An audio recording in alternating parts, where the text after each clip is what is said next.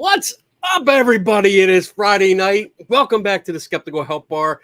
I am your host, Captain Kenny Biddle. Captain? Is it Captain? Why Actually, are you a I should be captain? Dr. Bishop Biddle, because I have a certificate that says so. Yeah, that's better than captain. It's yeah, $20. You can be a doctor too. Right. Ask me how later. Anyway, tonight I am excited. I'm excited tonight because we have two guests, two for the price of one. That we're gonna have on, and we're gonna talk about their podcast, and we're gonna talk all about them and find out all the crazy stuff that they do. I'm so excited. But first, we have rules. We got to go over the rules. And rule number one is that you are welcome to ask questions. That's what the show is about. It's a learning show. We sit around, we have a couple drinks, we talk, we bullshit, and we also learn about things. Which goes into rule number two is that I don't know everything. And sometimes my guests don't know everything either. And that's okay. That's acceptable. It's all right. We don't get upset about that because we can learn later. I have a notepad and I'll write it down. I'll write little notes and say, oh, so-and-so says this, and I have no clue what they're talking about. So I'm going to look it up during the week and get back to you. Rule number three is that we follow the Patrick Swayze rule here. Be nice. You can be in the chat room. You can discuss. You can debate. You can have a conversation. You can hate each other. That's cool. But just don't start name calling. That's all. Don't have a fight in our chat room. Because if you do, Donna will boot your ass out of here. Just gone. And trust me, once you go into the black hole of internet banishment, we have no idea how to get you back, even if we wanted to. So you're done. You're just done. Rule number four is to help us out, actually to help Donna out. If you do have a question, please do us a favor, put a Q in front of it in the chat room, and that helps Donna find it and save it for later. Because we have a guest tonight, we have two guests. We're going to save the questions for the second hour, and we can put them all in a little thing. Question, Kenny, what happened to your eyebrow? Oh my God, everybody picks that out. I know. I got in a fight with a rabbit. No, I'm kidding. I had a ring on the other day, and he got out of hand. She beats me. It's an abusive relationship. She beat me. Well, I am a smartass, so I mean, I just clocked them. I deserved it. I really did. I don't know. Actually, I was doing some work. I think I was working in the basement, and I hit something. I hit myself in the face. Anyway. I just didn't tell anyone, and unfortunately, like, there's a big mark on it now, and everybody knows. So there you go. Yeah, Patrick Swayze rule, 4 questions. I lost my place. Can you take that off? Can you take? Thank you. So yeah, put a Q in front of the question so that we can pick it out from the comments and get to it when we need to get to it. And rule number 5 is my favorite of all time: drink up, because this is a bar. All right. I have water tonight. Let me get this out. Usually I have a special guest. Well, I can actually put that up still because they're both together. Let's bring them on because I can't wait. Who is it? It's Ross and Carrie. Oh no, Ross and Carrie is here. I'm so excited. Do you have anybody else that like fanboys as much as I am right now? Oh gosh. I don't want to get into fanboy Olympics. I would say you're at like a B+. Oh, really? So there's room for improvement. There is room for improvement. I can do better. I know what that means. We've had people tattoo themselves. Yeah. Get out. Really? All right. Well, I'm not going to go there. I mean, I do have some ink, but you could do a logo. No, that's kind of, I don't know. It's kind of weird. Is that so? Wait, when they get tattoos, is it of your faces? Not yet. Not yet. Like our catchphrase. Your catchphrase. Okay. Well, that's good. I like that. I'm sure it's all true. That's one of our catchphrases. Yeah. I like that. That's cool. So, but if you want to get our faces, you would be the first one. And I think that would bump you to A+ for sure. So I win. It's not worth it. It's not worth it, Kenny. No. I've seen them. Like I do have ink. I don't have anyone's face on it. But like I have like Scooby-Doo, the Scooby Gang and stuff. But they're cartoon faces. Usually when you see like people try to do pictures of Ross and Carrie, that would be cute. That'd be interesting, but I'm not going to do it. All right. Anyway, so you guys do this. I guess it's going to cost a little bit more. You guys do this like famous podcast, this awesome podcast called Oh No, Ross and Carrie. Wait, let me get it right. I am horrible with this. Oh No, Ross and Carrie. And you've been doing it for years. And I'm just going to jump in and just say, like, what's your origin story? How did you guys meet? How did this podcast come together? I'm sure you've answered this question like 100 times at 100 least. or more than that? 100? Yeah. 142. Okay. So what's the story? How did you get together? It's funny because like the more I retell a story, the more I worry that like I'm starting to like turn it into this mythologized version and like deleting any inconvenience, like because that's how our memory access works. Mm-hmm. So here you go. You get the version of what we remember. We were both formerly evangelical Christians. I was raised in it, very into the Bible. By the way, quick aside, I was going to say I had thought if I were to get a tattoo, I haven't yet, but I'd be really tempted to get one that says Leviticus 19:28. It's just the reference so people could look it up. It says, "You shall not make any cuttings in your flesh on account of the dead or tattoo marks upon you. I am the Lord." Wow, that's perfect. That's pretty good. A deep cut. Okay. Anyways, so I was, like the Bible nerd guy and led Bible study at college, Light, Living in God's Hands Today. So I was really involved in all that. All it took was one liberal college professor. That's why you should be worried, parents, just to tell me that there was this group called the Skeptic Society out in Pasadena. So I started attending their lectures and reading the books. And I think this was like an early indication of my personality that would later be relevant for the podcast. And that I was like, I disagree with these people. This is really interesting. Let me read all your books. And so I do that. I'm finally like learning about the science of evolution because I was like taught as a literal 6-day creationist. And, I had all my little internal arguments, but over time, like they kind of won me over. And I realized, I'm having a crisis of faith. And this was going along with other things in my life, like meeting out gay people for the first time. Oh my goodness, how do I react to this? So anyway, so I got out of the faith in 2004. And it was a few years later that we met. I was going to this place called CFI, the Center for Inquiry. You might have heard of it. Have you heard of it? I think I might have seen it in passing. I was listening to Point of Inquiry at the time. And on one episode, the host mentioned CFI Los Angeles. And I was like, there's one in LA? What? And so I started going there. I joined the Independent Investigations Group at the time. Now it's very dependent on CFI. So it's the CFI Investigations Group. Anyway, so I got really involved in 2006. And then a few years later, I met Carrie. Very nice. Yeah. Okay. So I also was a Christian, but I became a Christian through church camp at age 13. A friend took me there, and I had just come from this like very absent parent environment growing up. So to me, it was just like, oh my God, finally people who want to hang out, people who want to give me direction and instructions and like, advice on how to live your life. Amazing. So I started going to church every week. And I was like a very obsessive Christian. I would like really obsess about what the rules were, whether I was doing the rules right. A very sort of like OCD relationship to the Bible, and a lot of rumination. So especially about whether I had dishonored God accidentally, like whether I had blasphemed the Holy Spirit. That was a big obsession. Wow. It's not well defined. Wow. Are you like a perfectionist? I guess so. I don't know. What do you think? Am I a perfectionist? I think the easy answer is yes. Okay. Yes. Not like perfectly in the definition of a perfectionist. Just like not exactly.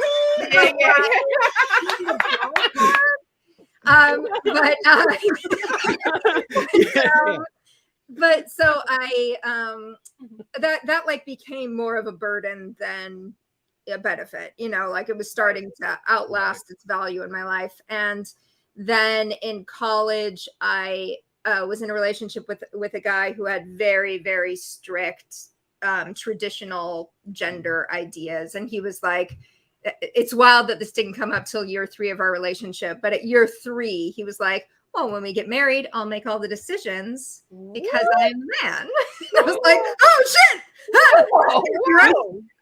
And he actually came out and said that. Yeah. He pulled out the Bible and like showed me the verses, and I was like, oh, you're right. I think the Bible's wrong. Um, I bet that went over well. it didn't at first, but he doesn't believe now either. Oh wow. They're not together, but yeah. So that was the beginning of the end. This and is reminding me of like that scene from Beauty and the Beast where Gaston is like, and the little ones will play on the floor with the dogs. We'll have 6 or 7 dogs. No, children. Absolutely not. Let me read a book. So then I also had like an experience where I thought I was haunted that turned out to just be a carbon monoxide leak in my apartment. And I remember hearing that. Yeah. So all of these experiences were coalescing into this awareness that my beliefs probably came from somewhere else. They didn't come from truth. They came from whether it was my culture or it was carbon monoxide or whatever. I started to think like, oh, what if my beliefs are intangible and they're easily affected and they are better explained by science in the natural world? And then I just started reading. And That's a good place. Yeah. Good place. Yeah.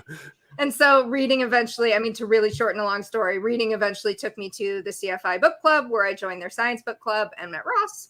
And then we realized that we still were interested in all these weird things that we used to believe in. We still wanted to do them. Right. We just didn't believe in them in the same way. And we were kind of unique in the group that way. So and the inciting incident was that Carrie had found a flyer for this event going on at the Kabbalah Center. And it was like some astrology lecture. And so she came to the book club group and like, hey, everybody want to meet up and go to this lecture? And everybody else was like, no, we don't believe that. Why would we go there? That's stupid. And I was already like, yeah, why not? Why didn't you? That sounds amazing. So we went, and like the next time we showed up, everybody's like, so what happened? Tell us. Oh yeah, now they all wanted to know, right? Why? Oh, you don't want to go, but now you want to hear all about it. And then we both had like this kind of light bulb of, oh, this could be something. Yeah. And that led to the podcast.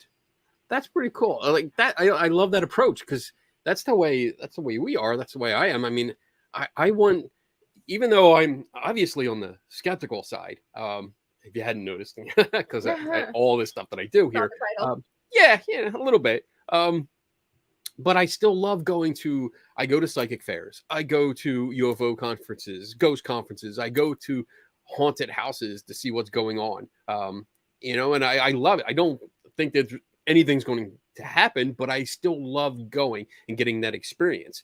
And I think that's why I relate so much to your show, is because you guys are doing what I'm doing. I'm doing what you guys are doing. And it's just, I find it fun. And too many times I come across people in this community that are like, why exactly the question you brought up, like, why would you bother going to there? So why what's the reason? Why would you bother going to them? Yeah, I'm asking you guys, like, why would you bother? He'll have fun. Well, I think like you have kind of the same reaction to us, which is, well, I want to. This sounds super fun. Yeah. Who wouldn't? Why not? Yeah, I think some people see irrationality and they think that's a turnoff, that's upsetting. I think irrationality is interesting and fun and a quirk of the human personality that we aren't rid of, that no one is rid of, and that like to go and sort of immerse yourself in something that you recognize as irrational might also teach you something about yourself and about like how the mind works, period. And that experience just doesn't get old for me. And I'm really fascinated just by the variety of beliefs out there and how they're expressed. And so I'm always really fascinated just to see the presentation of an idea. Like, how do you communicate it? How convinced do you seem to be of it? What terminology do you use? How do you handle questions? Like all of that is just interesting. Even if the beliefs aren't true, like on a psychological level, it teaches you something about humanity. Because like you said, it's like a quirk of human nature. Right. So that's endlessly fascinating to me. Well, I say endlessly. After 22 hours at a Scientology center for one weekend. Oh my gosh. I do have limits. It can get old. Yeah, it can get old really quick. I get that. So I love it. I love going to these places and just, it's like, for me, it's more, well, there's two things that I go for. One, I love the novelty items because I buy everything. And I just, If it's shiny, I buy it. You know, because Where do you put it, Kenny? Where do you put it? I put it. So you guys have really need no to come visit, idea. because You I'll have no show you. idea. Like, not only do I have stuff in here, but there are display cases that I moved around. I stole from other parts of the building He's and totally brought them here. taken over the whole. I've place taken over almost. the entire lobby out here. And Love then he's pushing for another room for his camera. Yeah, I already collection. commandeered another office in here. It's funny. Well, yeah, you are a good helpmeet, Donna, because like my wife is annoyed that I have 5 boxes of Scientology materials in the hallway. I hear about them once a week, but I've got many other implements from our investigation. So if they come up, I'll have to run off screen and grab them. So the other reason I love is going to these things is just to understand how people think. I want to know why they believe what they believe, and like you said, Carrie, like the terminology that's used. How do they explain their belief? I picked up a organi. It's not organ. Orgone. Yes. Orgone disc. Oh, disc. It was a disc. It's out. It's locked in the case. Man. But I picked it up. I spent way too much money for it. Yes, But the guy you did. just explained it, and it was just like I was his so explanation mad. was so cool. We walked away the first time. I said, Kenny, I can make you one of these. Like, I know what he did. Yeah. And he She didn't has believe all me. the crafting He didn't materials, believe me. and she recognized every single thing that was in there, and she has all of it. Yeah, we can I make them. recreate it. But I Yeah, was like, but it won't have sincerity. I know. Yes. The We had to backstory. pay, like, Yes. what, $45 for yeah, I it. did. I paid a lot of money for a You paid piece for of the acrylic. I felt that acutely when we were buying haunted dolls off of eBay. Like Oh, you weren't yeah. paying for the doll, you were paying for the story about the doll that Yes. somebody wrote. You know? Mhm. Again, to the power of Hell writers. yeah. Hi, girl. Hey, what's her name? That is Lizzie. It's funny. I have Lilith. Okay, sorry. I'm gonna do this. I'm bringing Lilith. So Uh-oh. Lizzie Lilith! is also carrying a severed head. Nice. Yeah. Who's after Borden? Yes, because Okay. it kind of. I just looked at it. Like I get these at flea markets, and then I do this to them. Oh, you I haunt did them. this. Yeah. Yeah. You Oh, haunt yeah. the doll. I haunt. I never make up a backstory though. Ooh, that's Ooh, a that's cute nice. one. Yeah, that's Lilith. She sleeps at my bedside table. That The would one be remaining out of our there, 4 Ross. dolls. It's in your bedroom. Now this is supposed Yeah. to be a haunted doll, right? Yeah. And you Okay. guys did like a show or two or several Yeah. on these haunted dolls, right? Yeah, one show we bought 4 haunted dolls, and yeah, this one reacts to your astrological sign. So I'm a Leo, so she plays little tricks on me, except I haven't noticed any yet. But How long has she been there? at least like 5 years. Oh my gosh. That's right. And Yeah. nothing?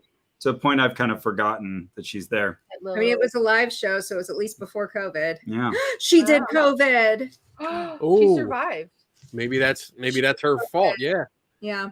I did see you guys. You guys came. I thought I saw you guys. Did I see you guys? I think I saw a live show. Because you came You close did? to us, like Brooklyn? Brooklyn, yeah, Oh, yeah. Brooklyn, yeah. I Yeah. did. You did. We That did was a before I Boston. knew. Yeah, but you had a Carrie. Did you have a haunted doll too? Did you sleep with a At the haunted? time I did, but I gave her away at the live show.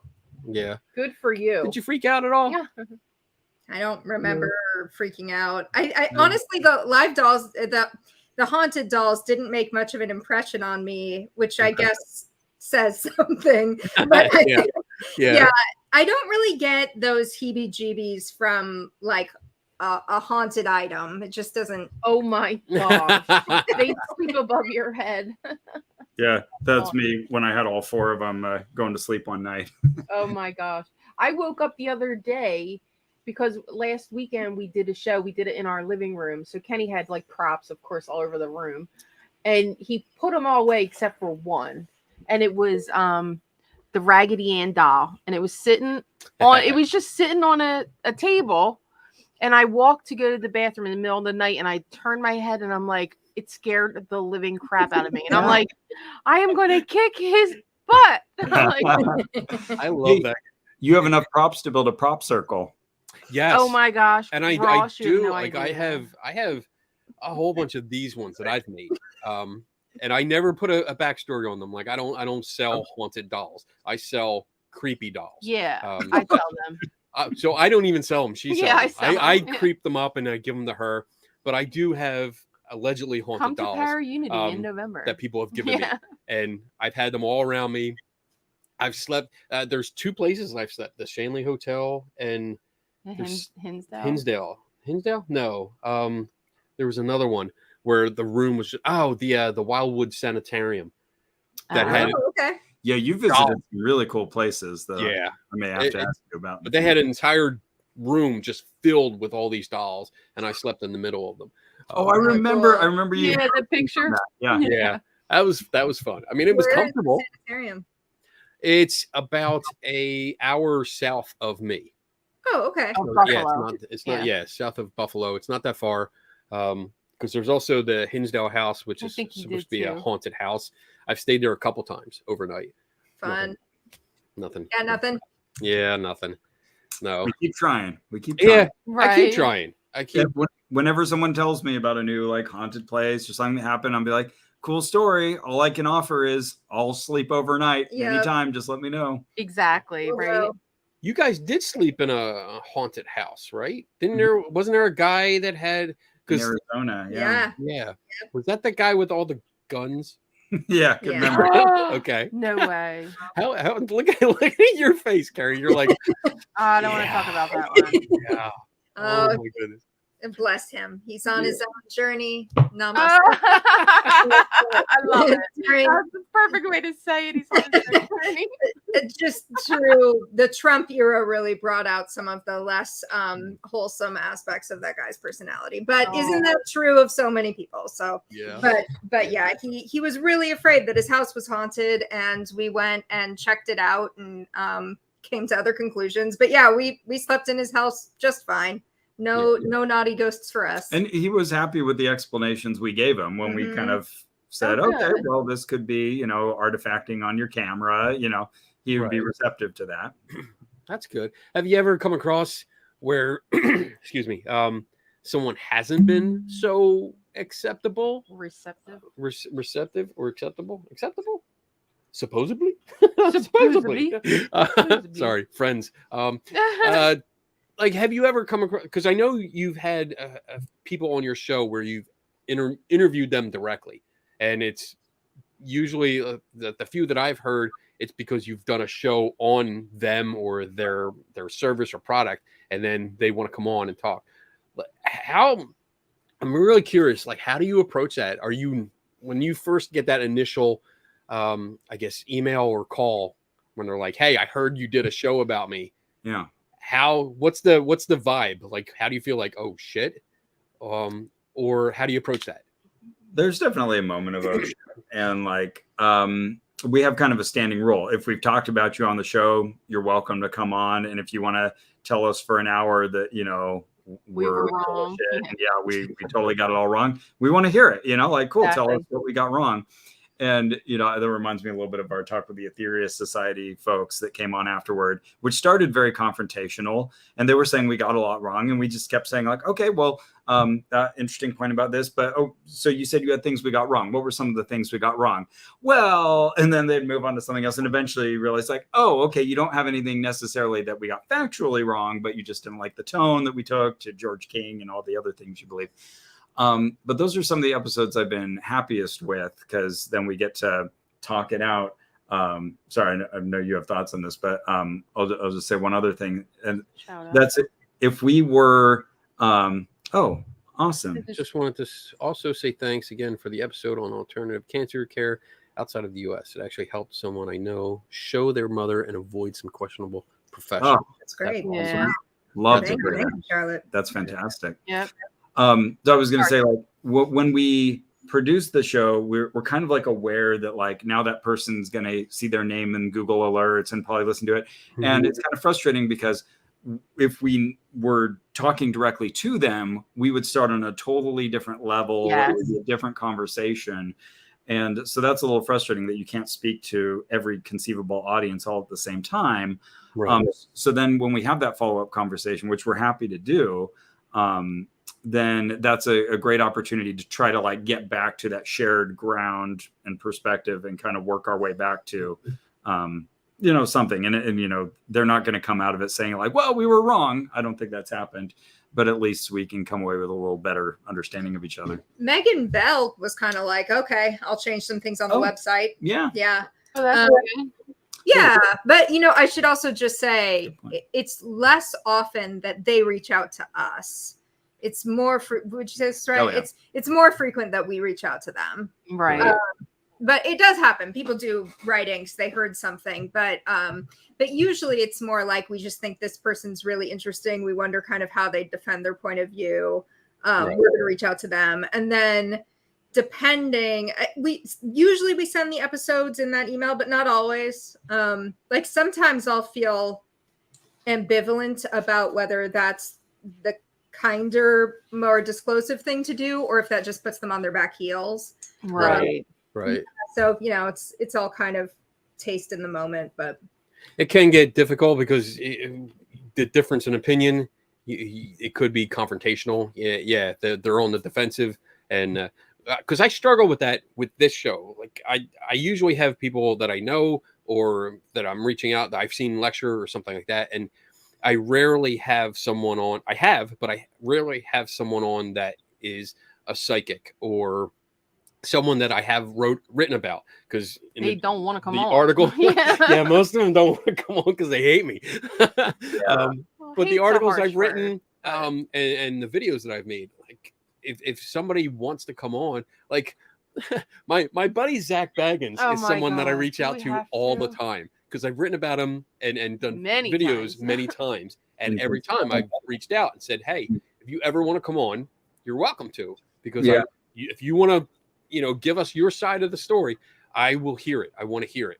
He never does. I suspect that, like for people who've sort of maintained their own audience and platform, like there's no benefit in it for them, well, hey, if I can just ignore you and things you've written about me, as long as I can, as long as I still have my followers, then that's fine. I can navigate the universe that way. But yeah, that just coming on to face what I would assume would be kind of intimidating scrutiny, because you're kind of in on some of the secrets there, would just put him on the spot and open him up to more exposure. Unless they defended themselves super well, right? And then dummies. So by all means, bring it if you have it. I suspect they don't have it. They don't have it. Exactly. They're not good debaters. That's exactly what it is. Well, you were talking about Megan Bell from Pyridine. That reminded me also of Trevor Heasley, who we didn't talk about on the show, but he had an interesting entry point where he was an active Scientologist while we were releasing our Scientology episodes. And he found us because he was working at the local North Hollywood org, and he was looking for pictures online, and our picture in front of his building came up in the no. So he kind of wrote us to tell us off a bit and say he didn't he liked our sense of humor. He liked some aspects of our storytelling and thought we got some things right, but overall he didn't like our tone, and we said, okay, well, thanks that's really cool that you wrote that in as an active Scientologist. Did you get in trouble for listening to us? Turns out he did. And we kind of continued the conversation with him. And over time, he said, okay, well, this thing that Ross said irritated me. But I'm still enjoying the episodes. And it turns out he ended up leaving the church. And and then came on our show to talk about that whole process. That's great. I love that. Yeah. That's a great story, because you guys helped him leave that cult, basically, to get out of it. That's awesome. Yeah, I mean, he sees that as a positive development. So yeah. I mean, we get those emails a lot. We get emails from people who really identify the show as like an important part of their journey out of some belief that they now find irrational. And it gives you this, this I get this strange sensation reading it where I'm like, okay, I'm happy for you because you seem happy. I don't want to be thinking of myself as out there to take people away from their belief sets, because I think that'll put me in a sour place. Right. But as long as you see it as positive, great. So do I. Yeah. I think. Oh, go ahead. No, please. You go. You're the guest. I was just going to say, I really think we we don't just like try not to think about that. Like, I just think naturally we don't. We're not aiming to like deconvert people. That's not the end goal. Right. And then you're right. Like, I find when people come to me and say like they have questions about their faith, I feel like I sometimes miss the opportunity. Like, they've reached out to me and they're hoping I'll maybe talk them out of something. Yep. And I don't want to be that person. Like, if you're feeling vulnerable and like in a questionable place, like I don't want to be the one to like take something that's comforting you away from you. Right. And so sometimes I've later realized like, oh, he probably told me he read the Bible and had a really hard time with it, as one coworker did. You know, like he probably wanted me to like push him on that a little bit. Oh, and I didn't. Shoot. Yeah. It's that what's the line? Yeah. Yeah, there's so much talk now about validating people, and I've been thinking a lot about how important it is to be invalidated. Like, we actually need that very much. We need our friends and family and our higher order thinking to tell us when we've got things wrong. That's how we progress. But yeah, it's a tough line to toe, especially if a stranger reaches out to you to know, like, well, which of those places are they in? How do I help you? Yeah. I can see that. It's very interesting because like what you guys are talking about, like I see it a lot. I've seen it a lot in the last couple of years where it's a very subtle, I don't know how to say it, maybe a subtle cue where someone's fishing for help. Like they want to ask for help, but they don't know how, or they maybe feel embarrassed because it's a belief and it's very true to them, and they start having doubts and they want to have that conversation where it's like, I do have doubts and I want to know what you think of it. And they put out little feelers, like almost like, oh, really? You did this. I saw your article. That was interesting. And that's it. It kind of trails off. And for me, over the years, like that's like a red flag. Like they are approaching me and they're trying to start a conversation. They don't know how to do it, but they're trying. They're breaking the ice, and I'm all in. Like as soon as you say that, I'm happy to talk about it. And he'll talk on forever and ever and talk ever a lot. and ever and I ever. talk so much. I like when he starts a conversation and we're somewhere, I just walk away. I'll catch up with you later. Yeah, I'll get you out of the corner of the eye. I know exactly when a conversation is going to go too long for me, and I'll just keep going. Yeah, got a spider sense for that. Yeah, but you know what? I think it's worth it. And like you guys, I don't know if you see it like this, but like I see your show as it's a very casual. It's not in your face. It's not above my head. It doesn't go over my head. Okay. You guys speak in very plain language, and you're genuine about how you feel about something. And I love that because it's not, oh, we have to do this. We have to make sure we don't offend every single person in the world. Yeah. You say what you feel and what you think. Honestly. And I love it. I love it. We crack up. I mean, we go on road trips. We listen to you guys all the time. And it's like, we're cracking up. We're talking to you. Like you're there. You guys don't know it, but we've known each other for years. A long time. And so, go ahead. I love that. My cousin Leah and her son Gabe, like they'll listen to the show on road trips as well, and they'll be actively talking to me. And Leah says she has a really hard time like conceptualizing that I'm not there with her and that I can't hear her. Yep. And so like very often they'll listen to 2 episodes and then they'll call me because they really have to talk about like some point. So when I see her name come up on the phone, I'm like, oh, I know what's about to happen. That's actually been a weird experience. Last time we saw you and we hung out, because things would pop into my head and I would go to say something, like reminiscing about something, and I'm like, oh, we weren't actually together. Yeah, I was listening to you in the car. You weren't actually there. Okay, don't say that. I wasn't don't with say you. that. Yeah, don't look stupid, because he's gonna look at you like, what? I love it. It's so interesting, though. I feel like this is an underappreciated part of how art changes, like the way our consciousness even operates. Correct. Like, yeah.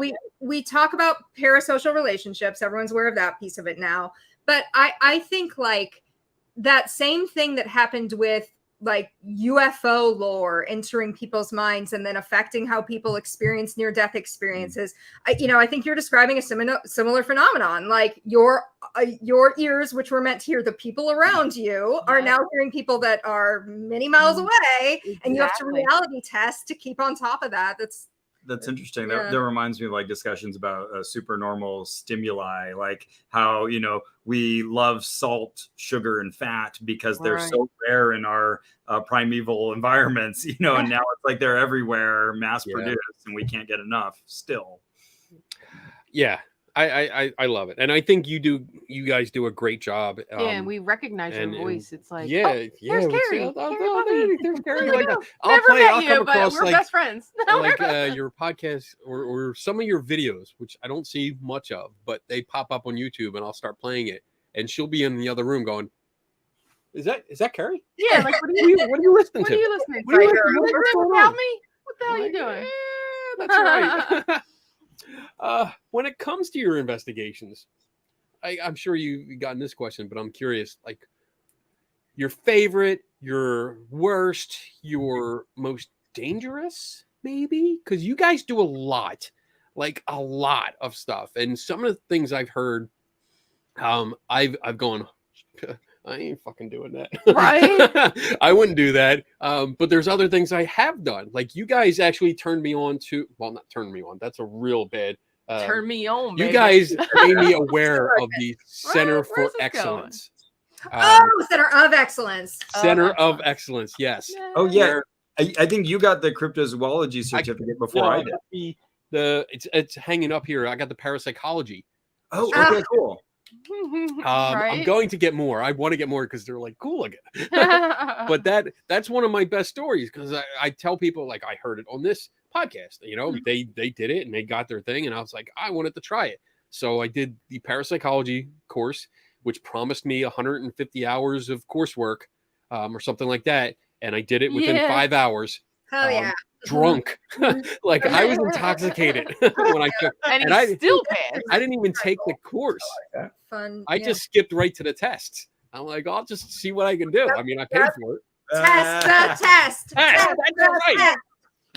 That's right. I'm writing this down. Right to it. I got like a 99.8 percentile or something. And wow. An A on your part and an F on the test part. Yes, exactly. Yeah.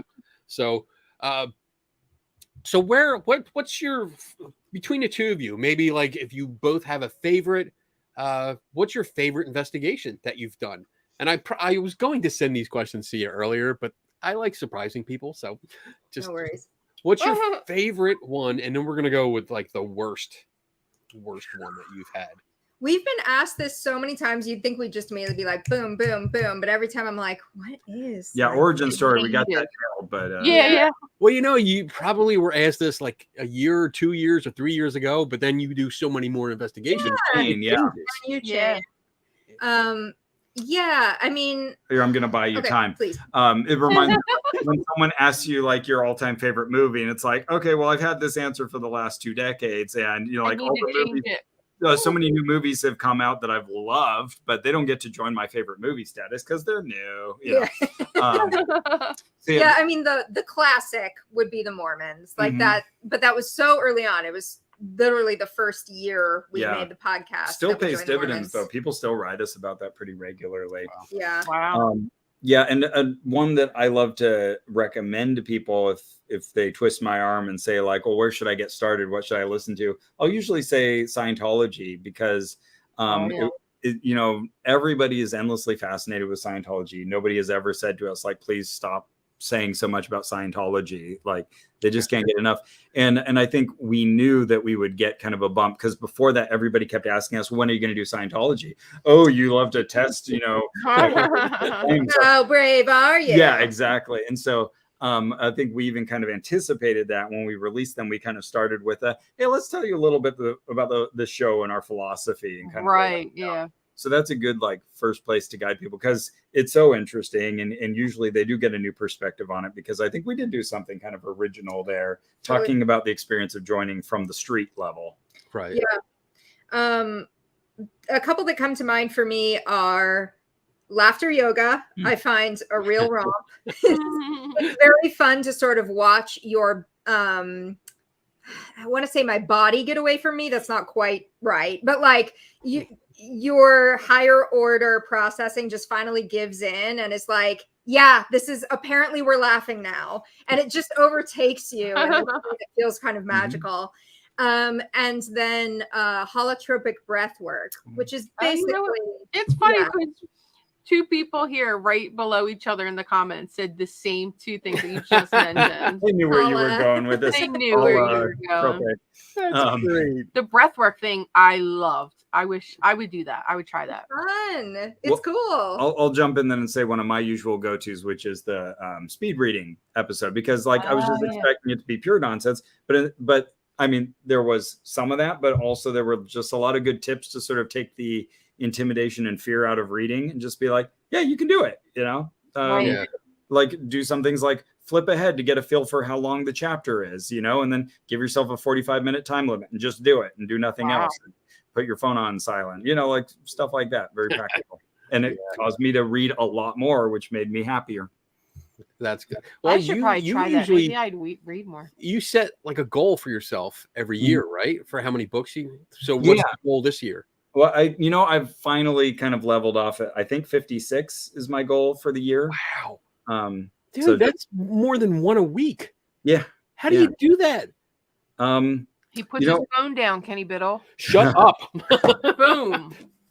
Well, Just always have a book right there. well, you know, that book club that we met at, I am now the chair? leader of the book club. So That does not He's the surprise head me. chair. that motivates me, you know, at least 12 books a year. And then like also we read a lot of books for our investigations, and then I have to Right. every now and then I have to like get myself out of the mind games that come with reading. And that's like a big goal. That's a big problem. It's like I'm also a runner, and like runner is like a big psychological sport. You have to like get yourself out of like things that keep you from doing it. Yeah, And they're usually not physical. Same thing with book reading. Like there's a lot of things that kind of get in your way and are hangups.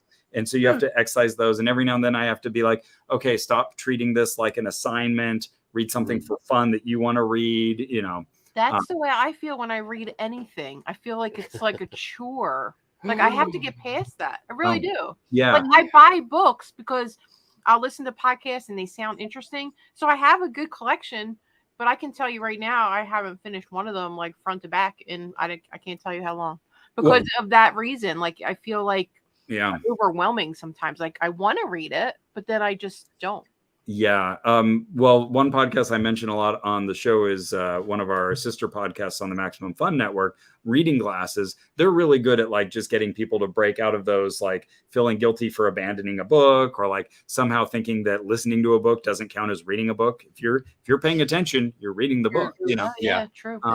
One of the worst things I do to myself right now is that I write a detailed review after each book that I write. And there's one, like this will happen every now and then, where there's one where it's like, okay, people are going to read this. I want to get this right. And so then I have like 30 books backed up now that I haven't written reviews for. And it's like, then I don't want to read new stuff because it's like, oh, I still need to like right. back on all these previous books. It's terrible. Don't do that. My problem is that I usually get books because they deal with the topics that I'm interested in, and they usually have a chapter or even a paragraph. If I see something that I have to reference, I buy the book. I buy it because I want to have it with me. I don't know why. I just buy it and it goes up on the shelf. But every book, I've at least read a chapter in every one of these books. And I would say about a quarter of them I've read through entirely. Nice. But I'll go back and read through them again and again and again because I'm just interested. And then now that I'm at CFI, there's a library. Oh my God, downstairs. it's so There bad. sure is. There's What the a coolest library. library in the whole world. I know. God, it's so Terry, awesome. Oh my God. I volunteered down there and I just get lost. I almost every day, like our maintenance guy, Vance, he finds me on the floor. I'm sitting on the floor and I have books all around me. And I'm just going through and he stops. I look up. I'm so happy. I'm so happy Like down the there. Phantom of the Opera of the CFI library. It is. It's like, oh, it's I so will be cool here down there. forever. I will never leave. I'll be going in there like the hunchback, like, oh yeah, this is where I live. I know. He's never going to retire. I know I'm stuck in Good. Buffalo now. Yeah. I told them they're gonna have to carry my dead body out of this office because I'm not Hell leaving. yeah. Yeah. My, Oh, yeah. my husband Drew, recently I had to go on a work thing to confront a scary dude. And as I was leaving, he was like, I just want you to know that if ever anything ever happened to you, I would make sure that your work continues. And I would make sure that all of your books go to the CFI library. That's the You most get it, important thing, babe. right? It's Mm. funny. That's awesome. You know what? I'll make a shelf. I'll keep there an area for you. I've all had to Hell change yeah. the way I do things because usually, like, I've always been someone that writes in a book. Like, if I get a book for reference, I underline, I highlight, I write notes in the margins. And our librarian, Tim Binga, yelled at me. Yeah. Like, I can imagine no. about that. Yep. Have you ever heard of a Post-it? So I don't know if you've seen Yeah. these, but thanks to my wife, Yeah. So, I didn't want to I get in have trouble. Post-its that are See this? transparent. I didn't know about that. I just learned, and clearly Carrie uses this. I have a whole bunch of them, all colors. Nice. Yes, and now these are all in my books because I do not write in the books anymore Because I got yelled at, and I was told that my books would not be able to go into the collection because I wrote in them. So Well then, bad news for Drew. Oh, I won't tell him, Carrie. I won't tell him. Yes! Oh, no, that's what Kenny's books look like. all my books look like that. Yeah, I'm currently writing a book, and all of anything that's highlighted is getting transcribed. So Oh, That's awesome. yeah, so that's the way that's gonna be. I have a book. I think you would get a kick out of this, Curry. So I picked up a book by my buddy Zach Baggins. Oh, there you go. There you go. Oh, you too. I do that too. Oh, geez. Yeah, not all the time.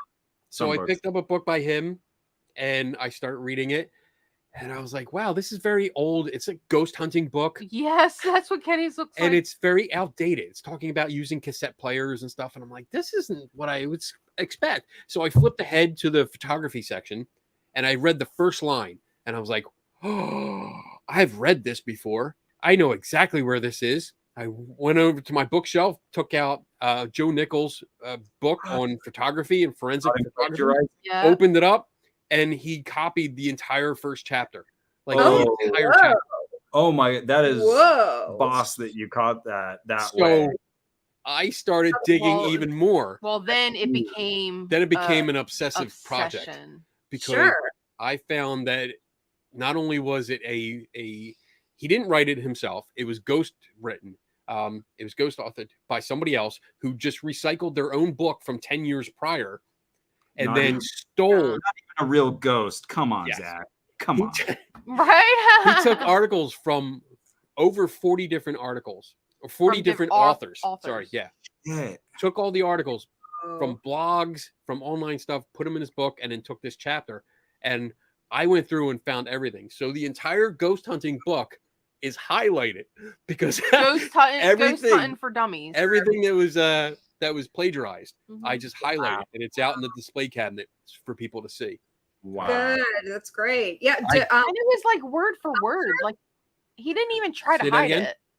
Did you tell the publisher? Yes, I did Good. contact the publisher. I sent them a list of everyone that they need to credit and get in contact with, and they had to republish or reissue the book. Nicely done. Okay. Thank you.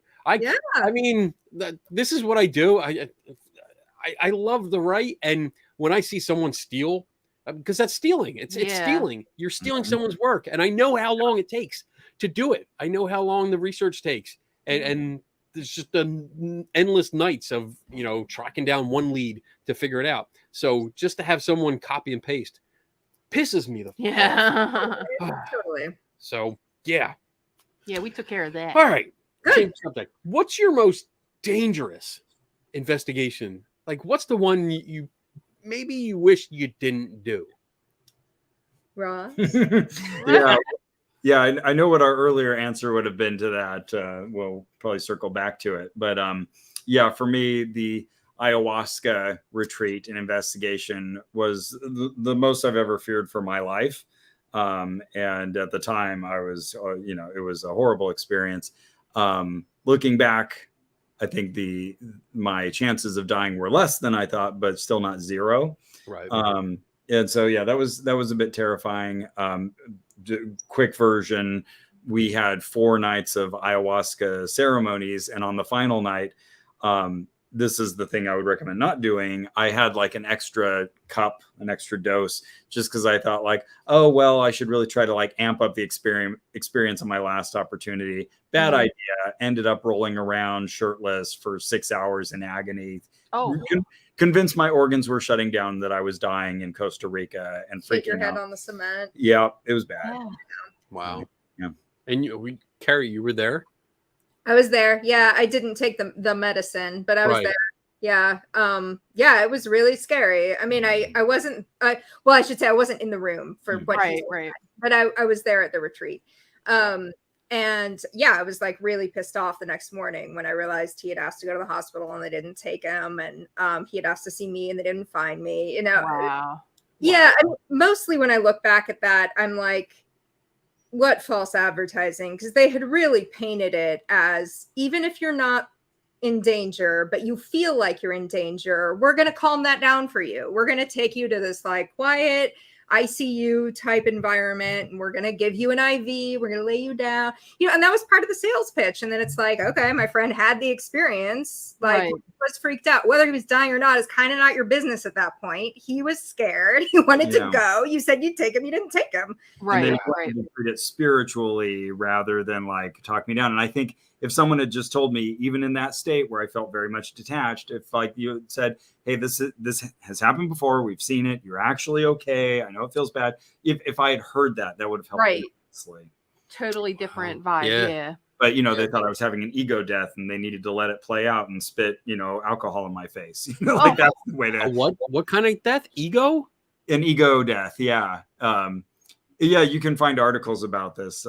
You know, this is the idea is the dying of the ego, and it feels like real death and stuff. You know, even their kind of spiritualized presentation, if they had told me that like they've seen it before and that they're not worried about my health, but if they see sign X or Y, that they'll take me to the hospital, that would have been, I think, super helpful to me. Yeah. Yeah. I like the term ego death. Yeah. Yeah, totally. Yeah. I should. It's a Yeah. it's a cool term. I mean, not what you experienced, but I don't have an ego. yes, you do. Whatever. That's why I'm gonna look it up. Ego death. Good. Let's kill it. Good. Yeah. Let's Oh, that's kill it. great. That's great. He's I'm buying you gonna wake tickets to up. Costa Rica. Yeah. I'm gonna wake up one night and Yeah, she's gonna we're be like, gonna send them there. chanting something over me. I'm like, what you the think fuck are I you don't doing? do that now? Oh.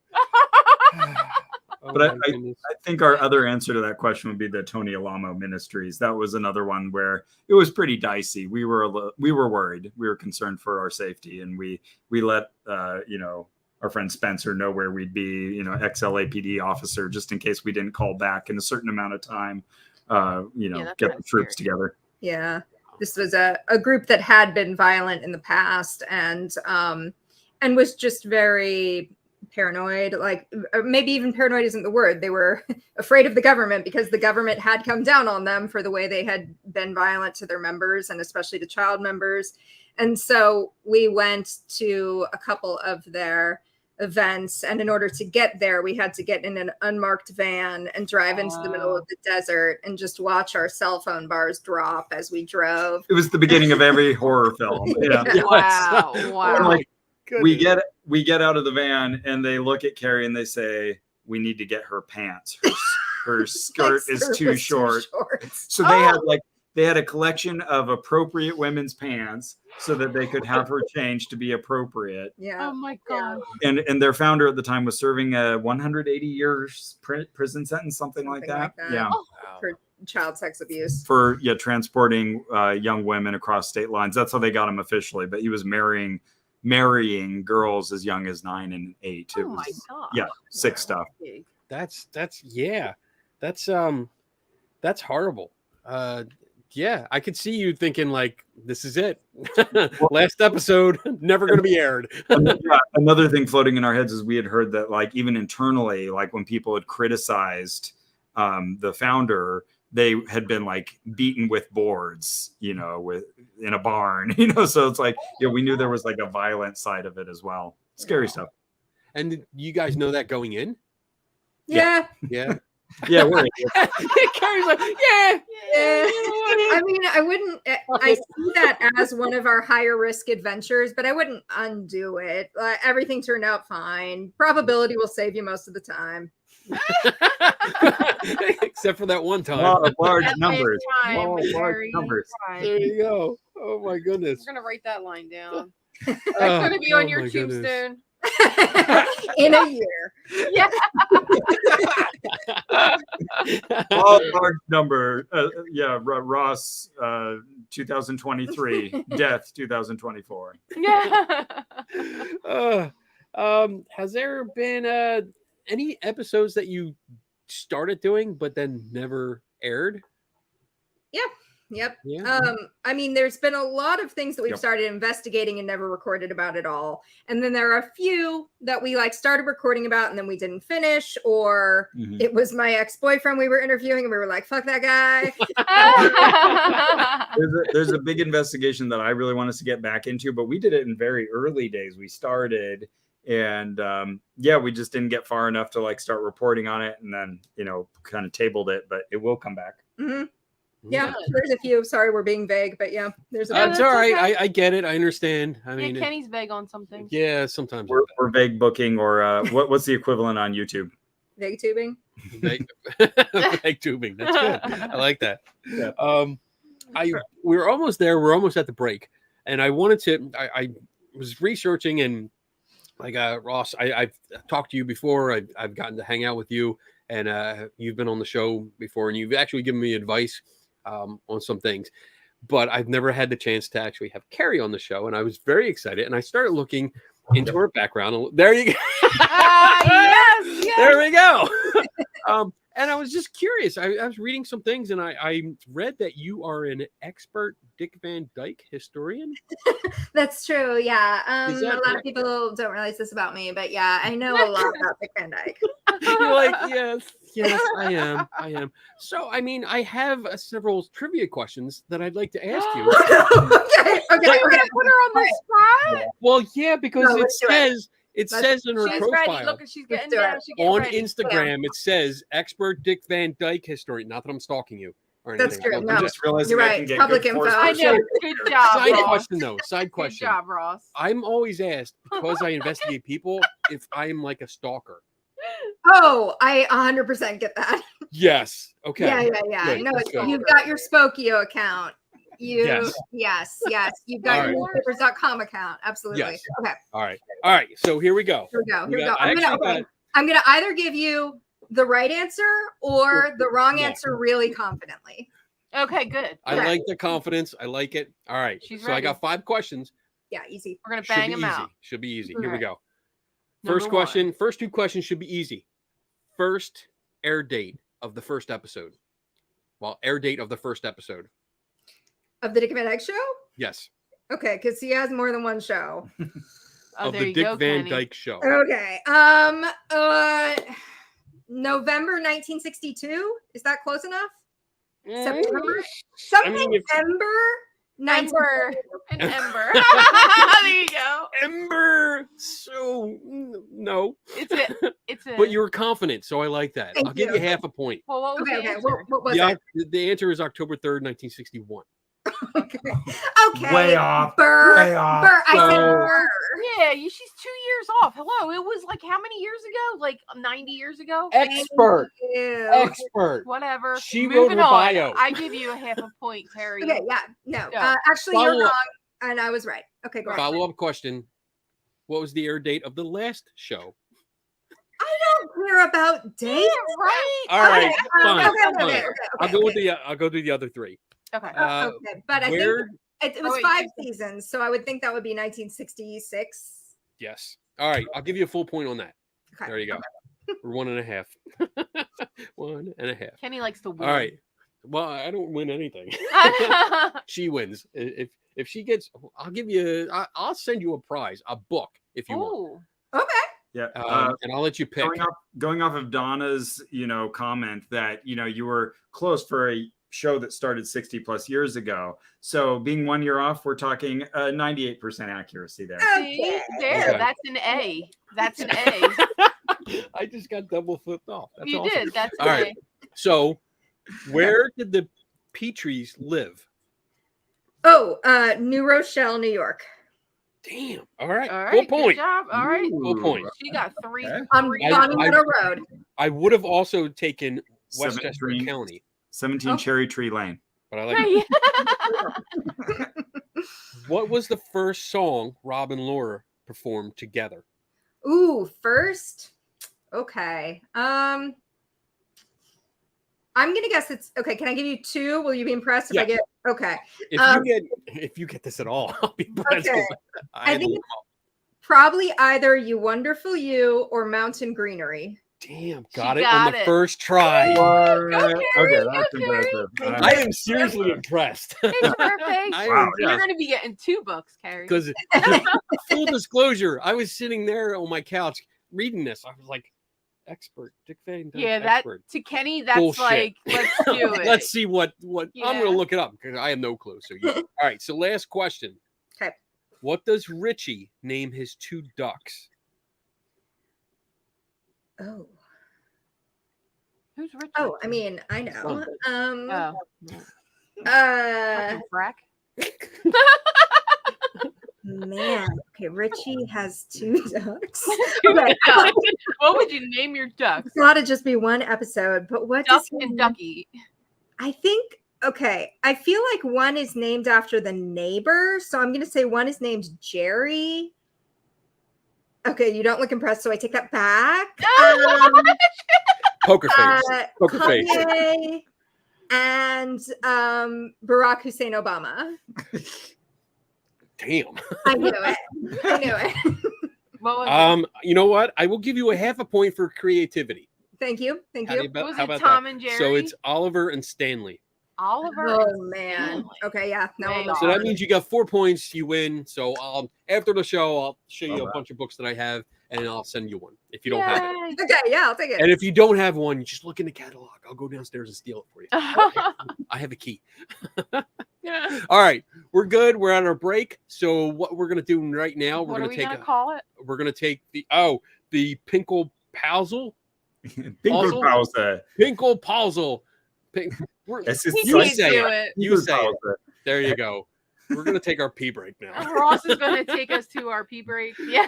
We're gonna take our pee break. We will be back in 4 minutes and 11 seconds. Get your questions in. Get your questions ready. Again, we have some questions that are already in the queue, but if you do have a question for Ross and Carrie, please put a Q in front of it. That way Donna can pick it out easier and we can save it, and we'll go to nothing but questions from you guys for the second hour. And here we go. Pee break starts right now.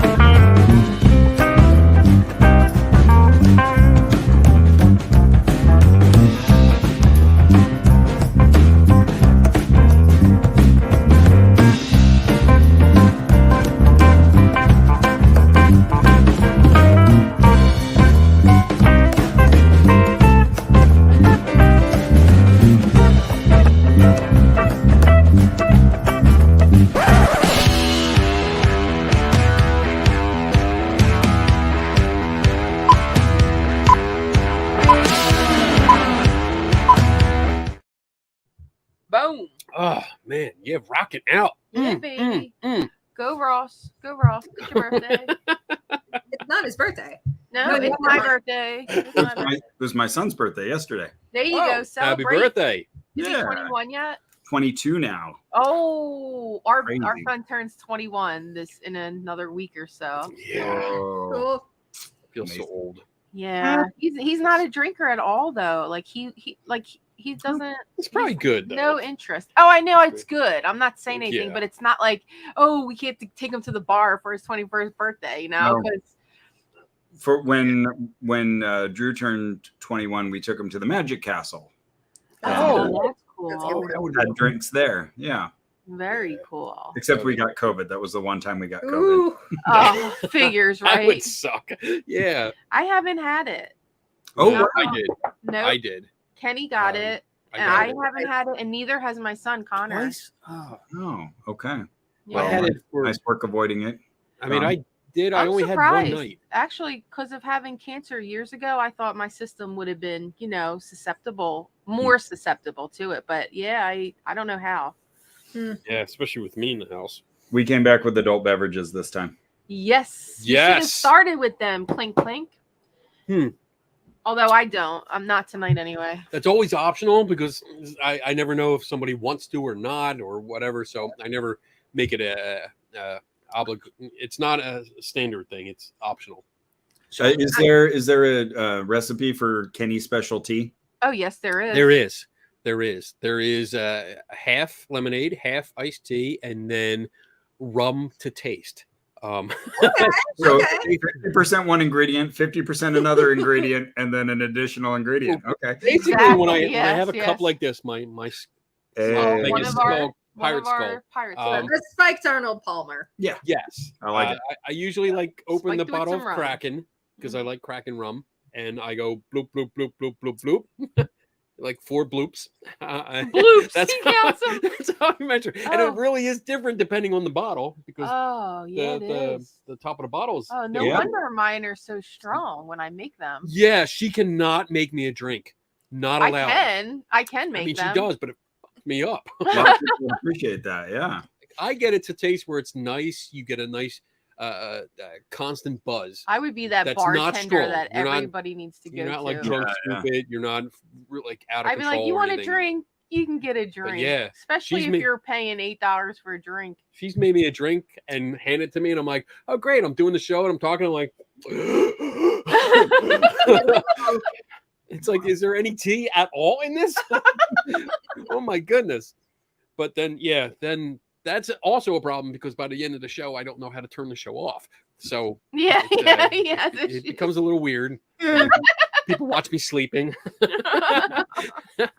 All right. So I think we got some questions. We do. Right? We do have some questions. You guys So ready? Donna's in control of this. I am just along for the ride. So the questions are going to pop up on screen. There we go. Okay.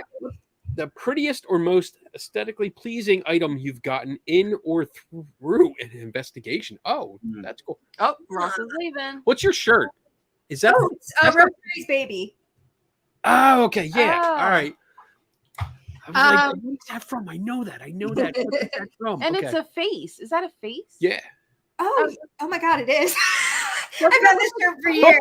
Yeah, I guess it is. If you're How long have you paranoid, had this shirt?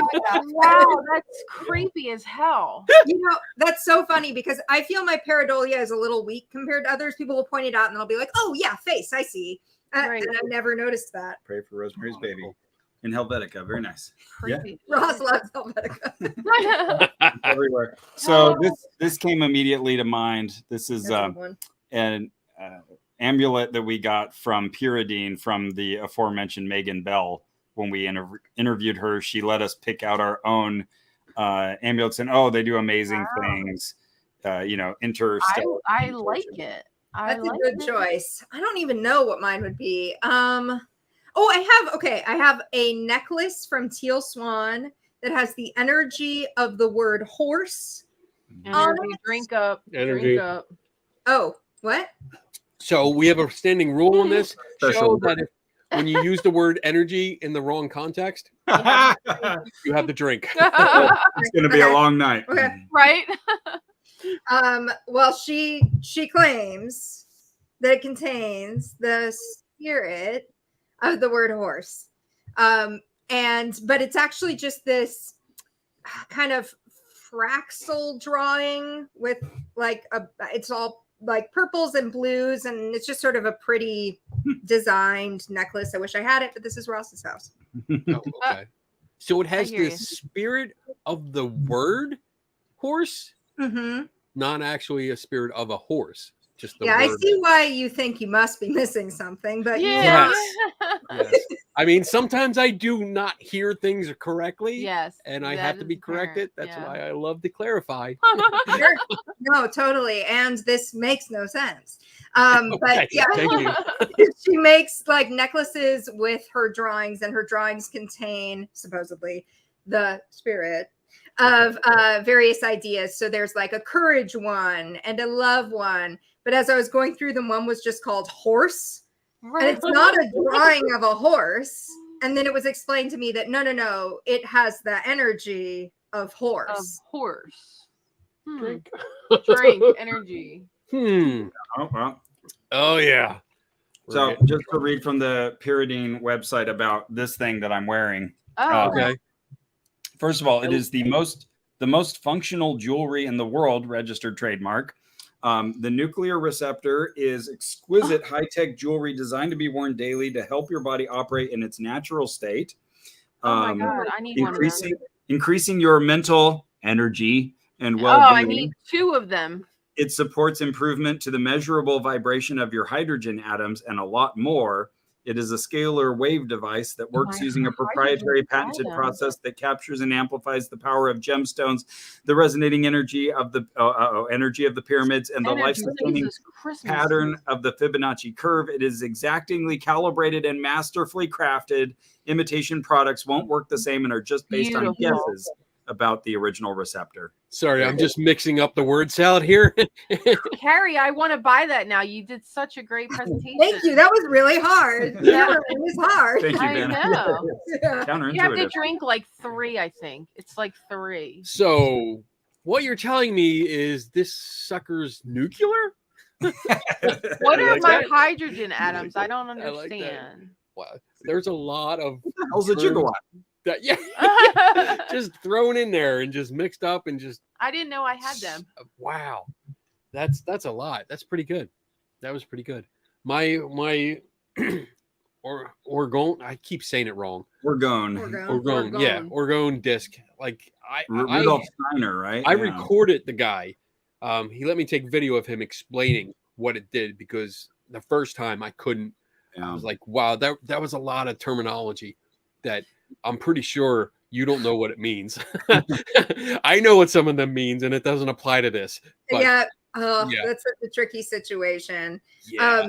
We were just recording just before we came on. We had to pause, and we were talking about a particular speaker who uses tons of jargon. Every fragment of a sentence could send you down a new thought loop, but you have to hold it together because she's not making a big deal about that. So why should you? You need to get to the center of her argument, but it's so hard. She just said something that made no sense. It's so hard to rip her It apart. is. I know Kenny has. How Kenny often do you struggles. find yourself just going down these like side rabbit holes? Oh, all the Just like, time. oh, Yeah, and at some point you have to stop because otherwise you just can't do linear storytelling Exactly. if you keep taking these divergences. But Yeah. yeah, like almost every conference we go to, we'll see these like amazing multi-level Oh pyramids. yes, I will make you one. Yeah, okay. That are rife with orgone energy and help yeah. channel it. I have the was- power it to was put funny, like, energy into it. I mean, I was born on Halloween, so I got all. She's a witch. Yeah, Ooh, I got it all. All right.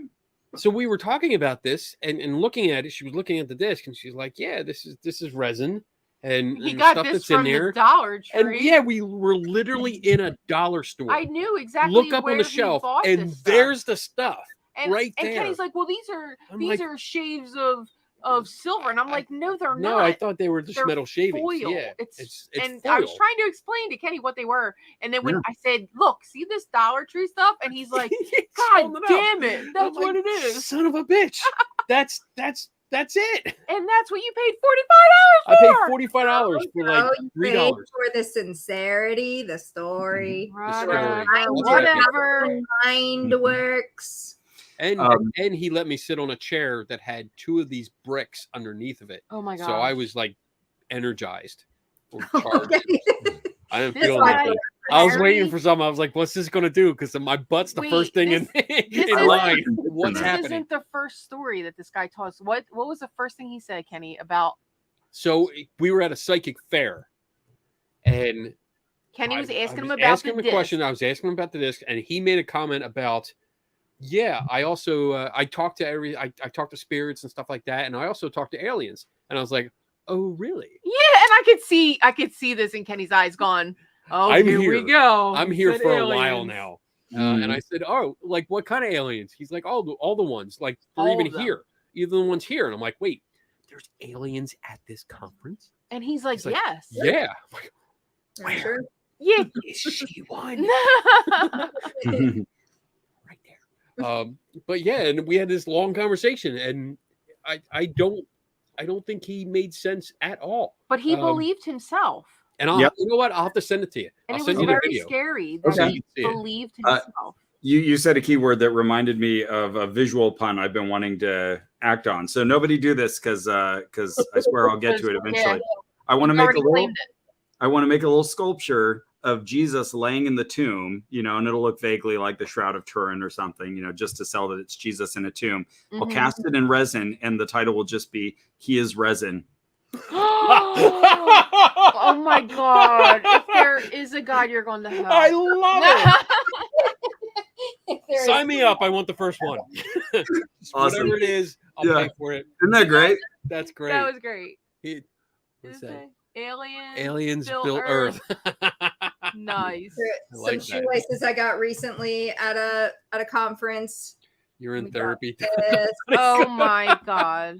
Just a couple things from my backpack. I passed those along to Nice. Karen. She's like, "You sure you don't want one?" Like, You know, I was Yeah, like, pretty can I, sure. can I have all 3? So wait, this is just stuff you just always carry around in your backpack?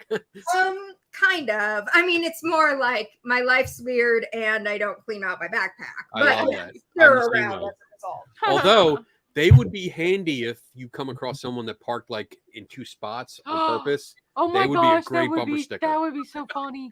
That would be Just awesome. stick it right in their car. Stick it in there and just walk away. I love And it. know that you did a good deed for the day. Oh my gosh. That's My great. back hurts. You're in Okay, trouble yeah. now. I'm gonna so order a bunch of these now.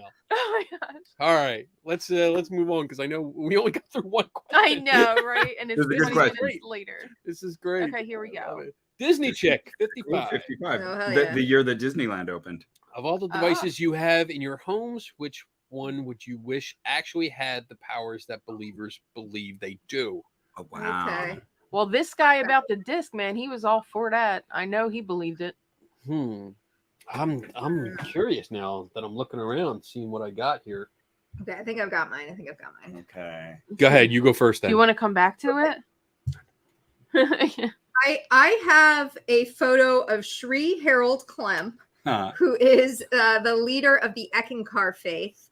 And I'm supposed to look at it every day in the hopes that that will prompt him to visit me in the astral plane while I'm sleeping. Wow. And I look at it every freaking day. And it's been like 4 years or something since my we did God. this investigation, and he has not entered my dreams one time, Wow. which actually seems absurd, but it hasn't happened. But I love the idea of like astral travel and leaving my body during the night and stuff. I think that's all very spooky and fun. So I wish You know what? It's pretty You good. know what you should do, Carrie? You should send him an email and just say, look, it's been 4 years. Are you going to come to visit me? Like, I Where look the at hell you are you? every day. he's really old, so he's got to visit me like pronto. Soon. you Yeah. know? Hey, Yeah. now you got me that. I think it's like a voodoo implement that I have under my pillow. And isn't that supposed to help with lucid dreaming? Yes. Uh-huh. I wish that worked. Every now and then I'll remember when I go to like flip my pillow over and be like, "What's this hard thing?" Oh, that's right. I've got this little like a bit of magic that's supposed to aid my Your lucid dream. dreaming. I like even from where I'm sitting, I can see a couple like implements that are more common things. But boy, I wish they did what they were advertised to do, like an Ouija board. Oh um, yeah. and a crystal ball And actually, this is fun. A listener at a recent conference gave me a reproduction of one of Joseph Smith's early seeing stones, like a pre-Mormon seeing stone that he used. So if I could use that and really translate Reformed Egyptian, yeah, that'd be great. That would be cool. I think I would for also me, like Ross's cat to perform the way she's supposed to. She is not doing- not going to happen. False marketing on the cat. I think for me, it's all of these haunted dolls that I have from other people. I mean, they've dropped them off. They've given, just asked if I wanted them. I would like them to just get up and just start dancing around in the lobby. Yeah, we have. I think plenty it's of great. them. I have plenty. I have a clown that it's a clown doll that a guy sent to me, sealed in a fish tank. So it was a small fish tank, but I mean, super glued. Everything was super glued and hot glued together. There were crosses and prayer cards all over on every piece of glass. Really did a good job. And Cool. I would love that to get up and just walk around. I think that would be fun. Just to see all these things, like having a party out in the lobby. Oh, for sure. Yeah, totally. All right, You next ready? question. Here we go. What do we got? Oh, Whoa, it's a big okay. one. I Yeah, I back it know up. that in your episodes, you guys have to do substantial research on individual people or places. Kenny even has knowledge on researching the history and ownership of specific objects. What avenues do you guys use to do your research? Any specific search engines, tools, archives, resources you recommend fellow researchers use? Any tips on tricks on conducting such research? Also a big fan of your shows. You guys do great work. I love your name, Michael Stanley Walker. That's a cool name. That's like a showbiz name. I think so. That's like a Michael J. Fox kind of. Stan Lee is like a comic book guy, right? Yeah. Yes. Awesome. Love it. Michael Stanley Walker. I love it. Great question. Yeah. Who's up? So yeah, I mean, I honestly, I can cheat here and just say I just published an article that features a lot of internet-based tools because we just attended a lecture and by Redman, Mr. Redman. I forget his last name. I feel bad. But he was talking about deep fake videos and Photoshop, and some of the deep fake videos he showed us. I was like, wow, they're really impressive. And I mean, I'm a big nerd and Star Wars fan, so I've seen many deep fake videos that were impressive. So he actually made a comment about how actors, especially women in Hollywood, have been having an issue because people are making deep fake videos of them starring in porn movies.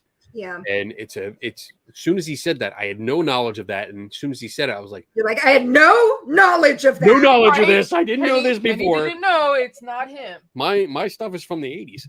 It's genuine. No, but when I heard that, I was like, holy shit. Whoa. So I started looking into it and I reached out to him and I reached out to other people that I knew. And I said, what's your internet-based tools? Because like Donna's father has trouble figuring out like misinformation online. And it's very hard. And my parents and older people usually have trouble trying to differentiate between misinformation. So I got a whole bunch of tools that we all use, and everyone gave me examples and how they use it. And I learned some things. I learned a lot of things. And I just published it. So if you want to go to skepticalinquirer.org and look under my name in my last artical that features all these tools. And what is your name? Kenny Biddle. Thank you. I remembered this time. Thank you, guys. Wow. Everyone's surprised that I remembered my own name. That's great. Well, we So are first like half, First, an I hour checked and to a make. half. Oh, sorry, Donna. Oh, no, I just said we are an hour and a half in. I wanted to make sure he remembered. Oh, yeah. Yeah, well, first of all, I'll check, has Kenny Biddle written an article about this? No, actually, legitimately, like there are times where like, we talked about the gentleman psychic and how he'd appeared in a Ghosts Adventures video, I think, where like they were using they were getting this weird little like human wireframe figure that was moving around in the background. Connect. They Yeah, and I connect saw your article and video about the Connect, Yes. and how that was behind it. Like, oh, okay, now that makes total sense. And as so often happens on our show, we cover so many topics, we don't write a script, and so we'll say something as an aside and not look down that path, and then a bunch of people will write us about it. So that's one way to learn about things. Have a bunch of listeners who write you afterwards. That's true. It is true. They have great questions.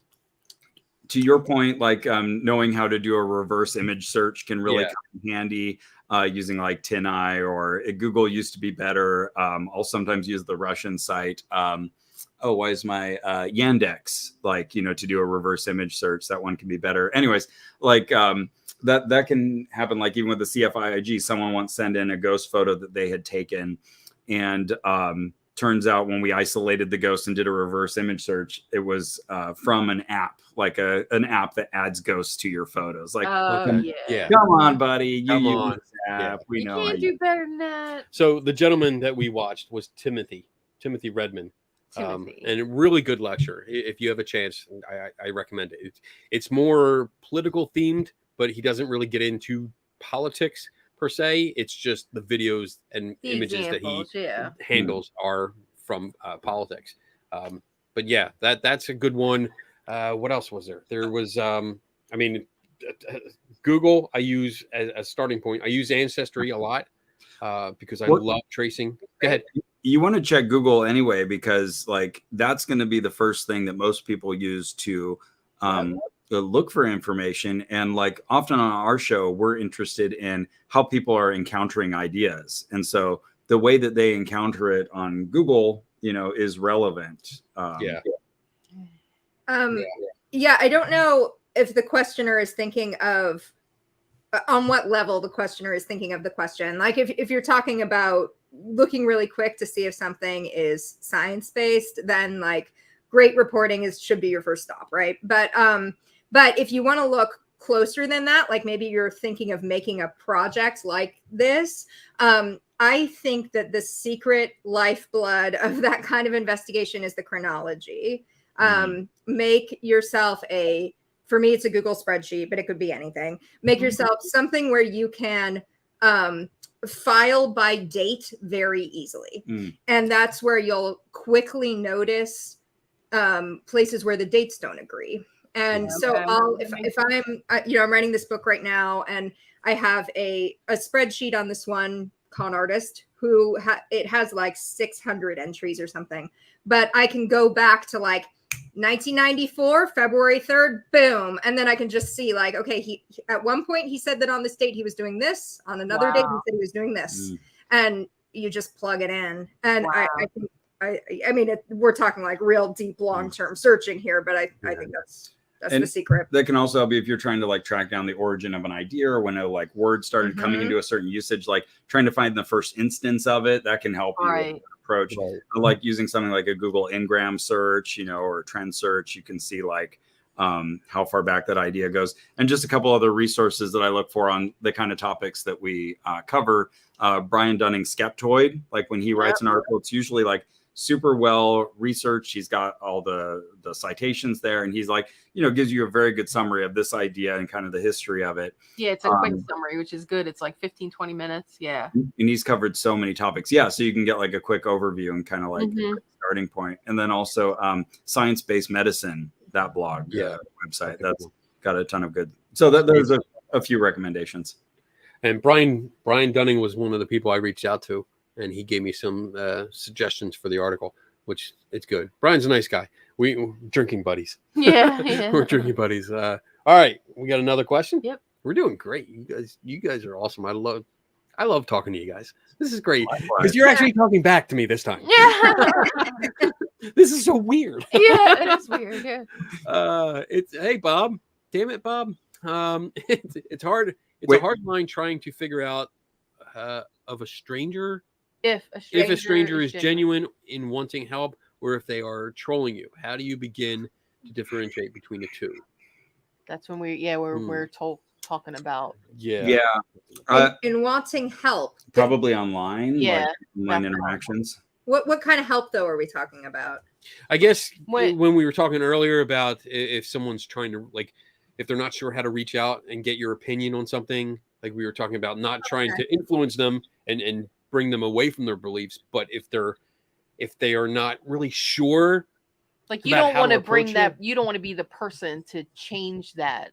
I don't want to directly change someone's Right. beliefs unless they want to discuss it, unless they're reaching out and saying, "Hey, what do you think about this?"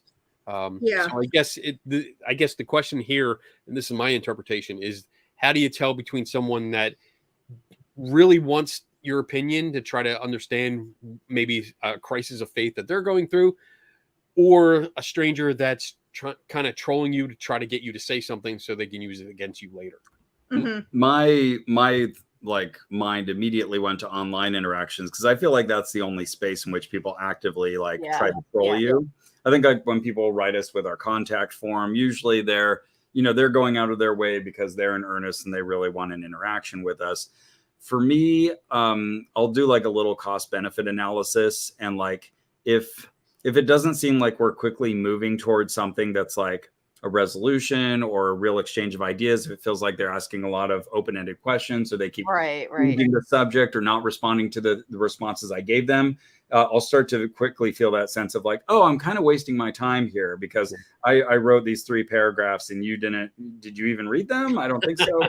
So like I have at a certain point with interactions like that said, hey, there's a deeper answer to the question you're asking. I feel like maybe we could arrive at something, but I don't feel like we're getting there. And I don't feel like this format is appropriate for it. So you have to kind of guard your own time in that respect. I'm saying this as someone who needs to remember that constantly, because I'm a people pleaser. I want to make people happy, even people I don't know.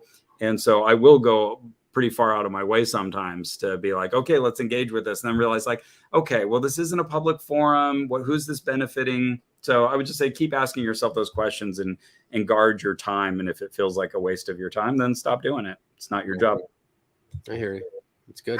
I think I use mostly the rule, I'm going to assume you're sincere. I think, so there's 2 options. One is you were sincere and I treated you as sincere. And the other is that you were insincere and I treated you as sincere.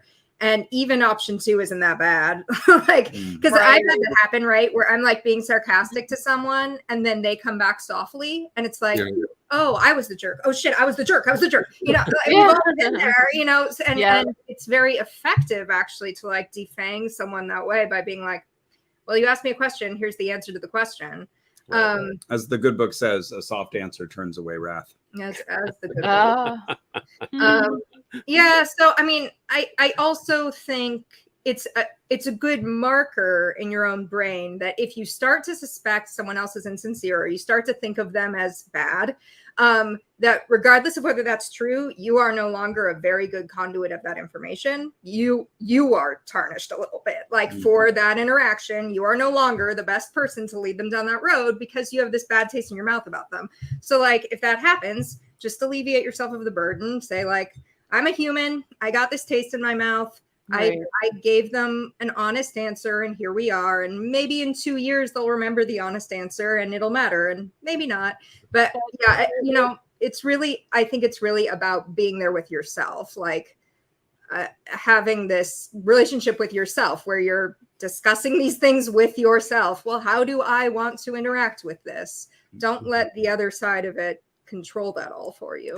And I agree with having that relationship with yourself, but also if you have people around you like a spouse or a podcast co-host who kind of understands where you're coming from, oh, this person's really like getting on my back about X, they can help give you that perspective, like, well, they're one out of how many, Yeah, exactly. Good. I like that. That's good answers. Yep. Okay, here we go. Oh, Morgan, hey, slightly off from having a one-way convo with a podcast. Does anyone else do a little bum wiggle dance on the record? Yes. I get excited when I hear the music. I'm like, yeah, it's Ross and Carrie. Yeah. I will now. I have seen videos of babies who respond to the theme song. I believe it. Or they're just sort of like, Well, I know what we'll be doing tonight. Oh, We'll be dancing playing their to the theme song and be song. like, yeah. You Here don't we want to go. see Kenny dance to your theme You song. don't want to see that dance. That's a bad dance. Everyone wants to see that. Carrie, I've wondered if improv has developed how you interview people and your voice in investigation. It's interesting. If so, it's invisible to me. I don't consciously think about that. But I mean, I would say like having an improv background allows you to free yourself a bit, think on your feet a bit. So in that way, those skills are translatable, but I'm not thinking about them. Right. I think like over the years, I've noticed a development where I'm much better at Q&A. Like, years ago, I was nervous about everything. I hated public speaking. I wasn't good at it. And I kind of just went on and just started doing it. And being up in front of people after so many times, like I've noticed, and you've mentioned this, like when I do a lecture, I'm very tense and I go through it really quickly. I speak fast because I have so much information that I want to get out there and I've rehearsed it. So it's flowing. And when it's done and the Q&A starts, like Donna's even noticed, like that's when I relax. Like now it's just, I don't know what's coming and I'm ready for it. Like that's when I'm the most relaxed, which you would think would be the opposite. You know, like I have no idea what people are going to ask me. And sometimes I've been asked, I'm sure you guys have been asked questions that are just way out or maybe inappropriate or something. And how do you handle it? And I actually love that. I absolutely love it. And I think doing that and doing this show for so long, because it is live. I have no choice. I have no do-overs. We didn't tell her that? Yeah. Damn it. I covered up the live thing in the corner so they can't see it. But yeah, doing this all the time, like now I'm so much more comfortable in front of people. And I guess I'm always comfortable because I'm not in front of anybody. Donna's the ethereal voice. Relatable. Yes. Yes. Oh, good question. All right, moving on. Here we go. Jay, if you started your own worship duo band, what would it be called? Okay, here's a pitch. Okay. Children of the Light. Okay. Yeah. Okay. Like For you were once in darkness, but now you're children of the light. Okay. Acts. The Doubting Thomases. Oh yeah. Okay. Yep. You That's a name I pitched for an ABC Bible trivia team. Jeff You actually pitched that? Well, yeah. It was the Game Show Network, GSN. That's Jeff Oh, Fox yeah. already hosted, and we applied with a friend of ours, Matt Chapman, to be a 3-member team because it was all Bible trivia. And so we're like, well, let's go on and rock this thing as like a group of non-believers. And Doubting Thomases was a great name. And I kept us out of that TV show. It was Aw. I was just not nearly as good. I mean, it turns out like growing up in the church makes you read a lot more Bible than being 13 and going to church camp. Right. I think they my suspicion is that the producers are like, let's not do the non-believer angle. I think they even did say that. Because we're trying to market to all the believers. Exactly. Yeah. But I remember they got our test results back and they're like, oh shit, you did really well.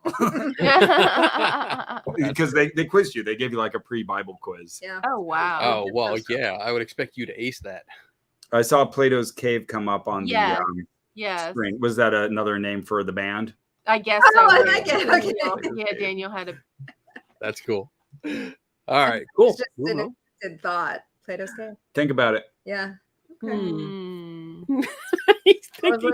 Yeah, you do a good thinker. Yeah, you have a very good thinking like face. Pose. Pose there.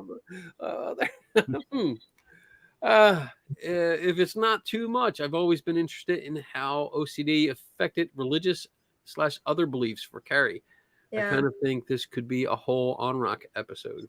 Oh, it kind of is. I mean, I guess it's not the through line, but we did do a couple of episodes where we talked about our histories. I'm pretty sure this is in there. Yeah, I mean, I definitely have whatever phenotype predisposes people to OCD. Thank God I don't struggle with it currently, but as a kid, I really did. And that was a huge part of my religiosity. Once someone had given me this set of rules that were supposed to keep me out of hell, oh yeah, that's Right. going to be my number one job now.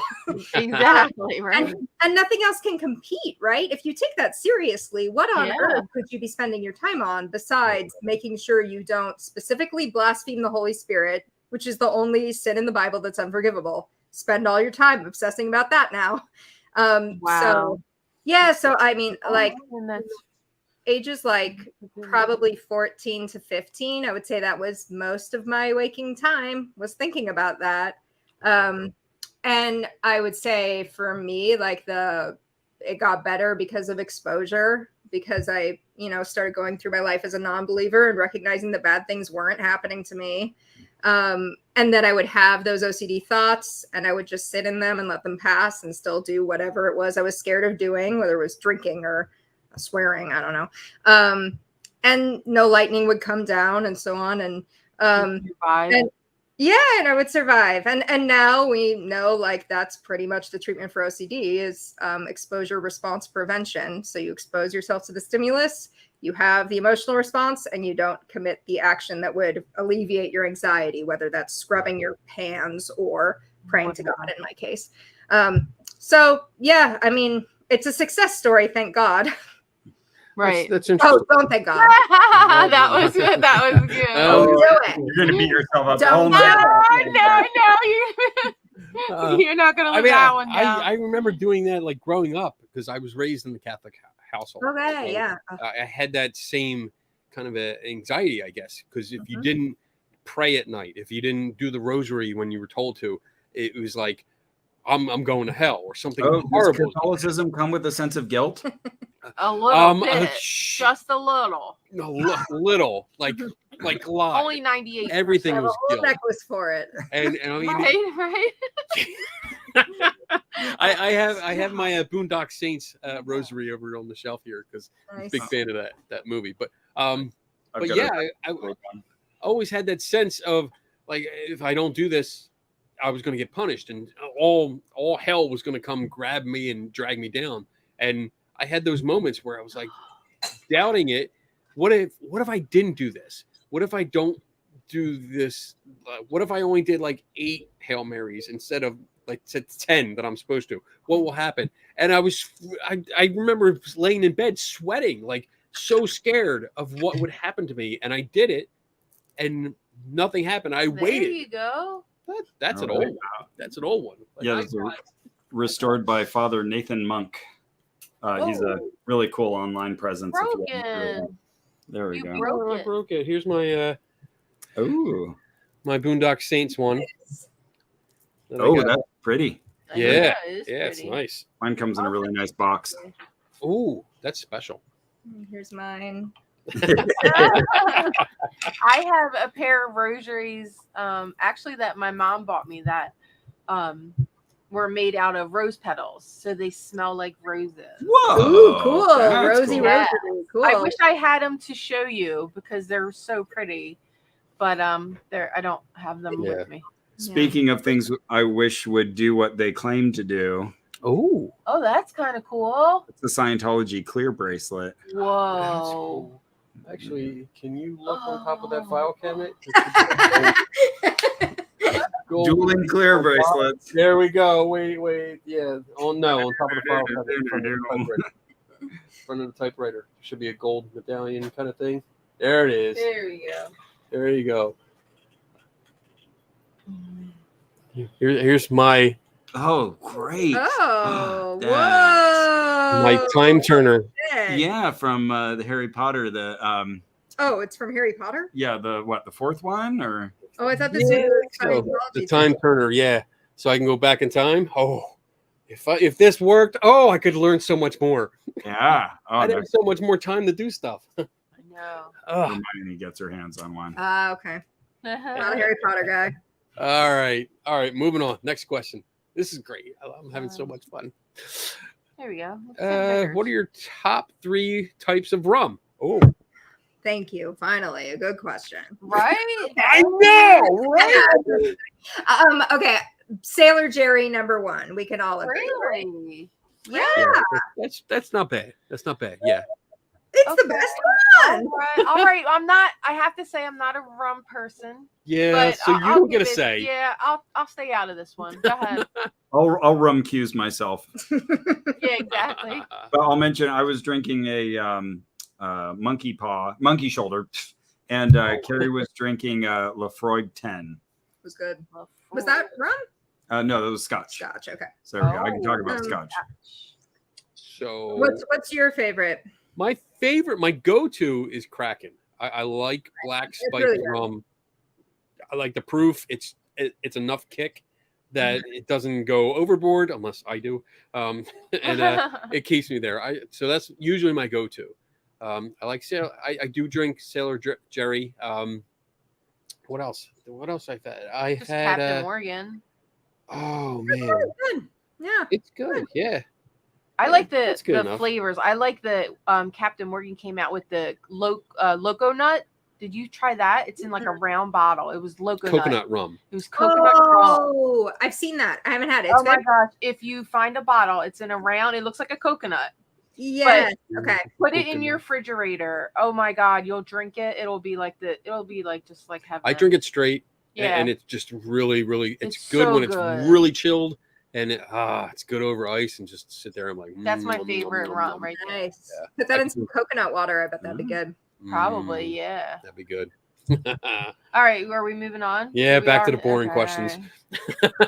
Oh, and it's Bob. It's Bob. Oh, and you know what? When we meet, I buy the first round, Carrie. Okay. You and I are just I'll going. take We're it. gonna go rum all night. I'd be like, no, but I'll Sure. drive. Sure. All I'll right. drive. Hey, Actually, Bob. I do have to come back to Amherst in a few months. So Oh, Really? Mhm. Seriously? you you have the False Memory Syndrome Foundation archives in your library. Oh. Yes, we do. Mhm. So yeah, let me know. I can't wait. Okay. This is well, great. If This you is need great. to crash, we have a bedroom as long as no one's in it.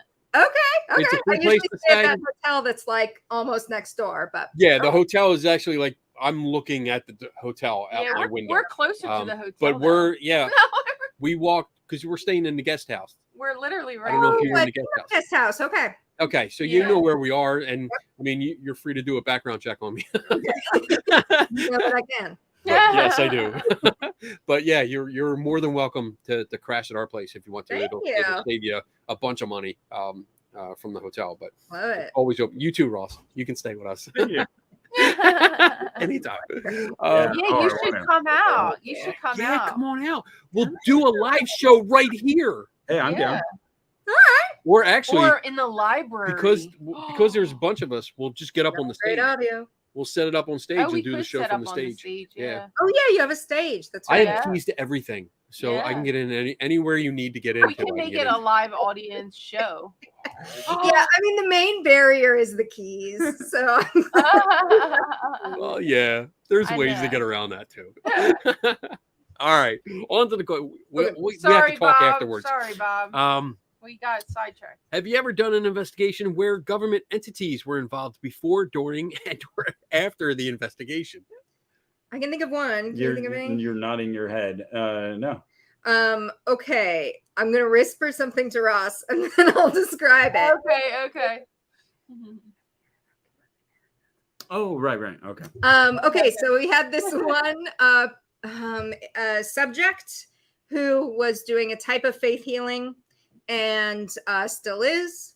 And I know I'm allowed to say this much, but I don't think I'm allowed to say more than this. The Right. FBI heard the episode and called me about it. And as far as I know, was like on that person's beat for a minute, but I haven't heard an update in probably 10 months or something. Oh, So wow. I don't know if something will come of that. Wow. But yeah, you know, I mean, it's people listen to it and it's Exactly. I'm glad to know It's out they're there. listeing. Yeah, Somebody's yeah. listening, That's right? cool. Yeah. How'd that make you feel?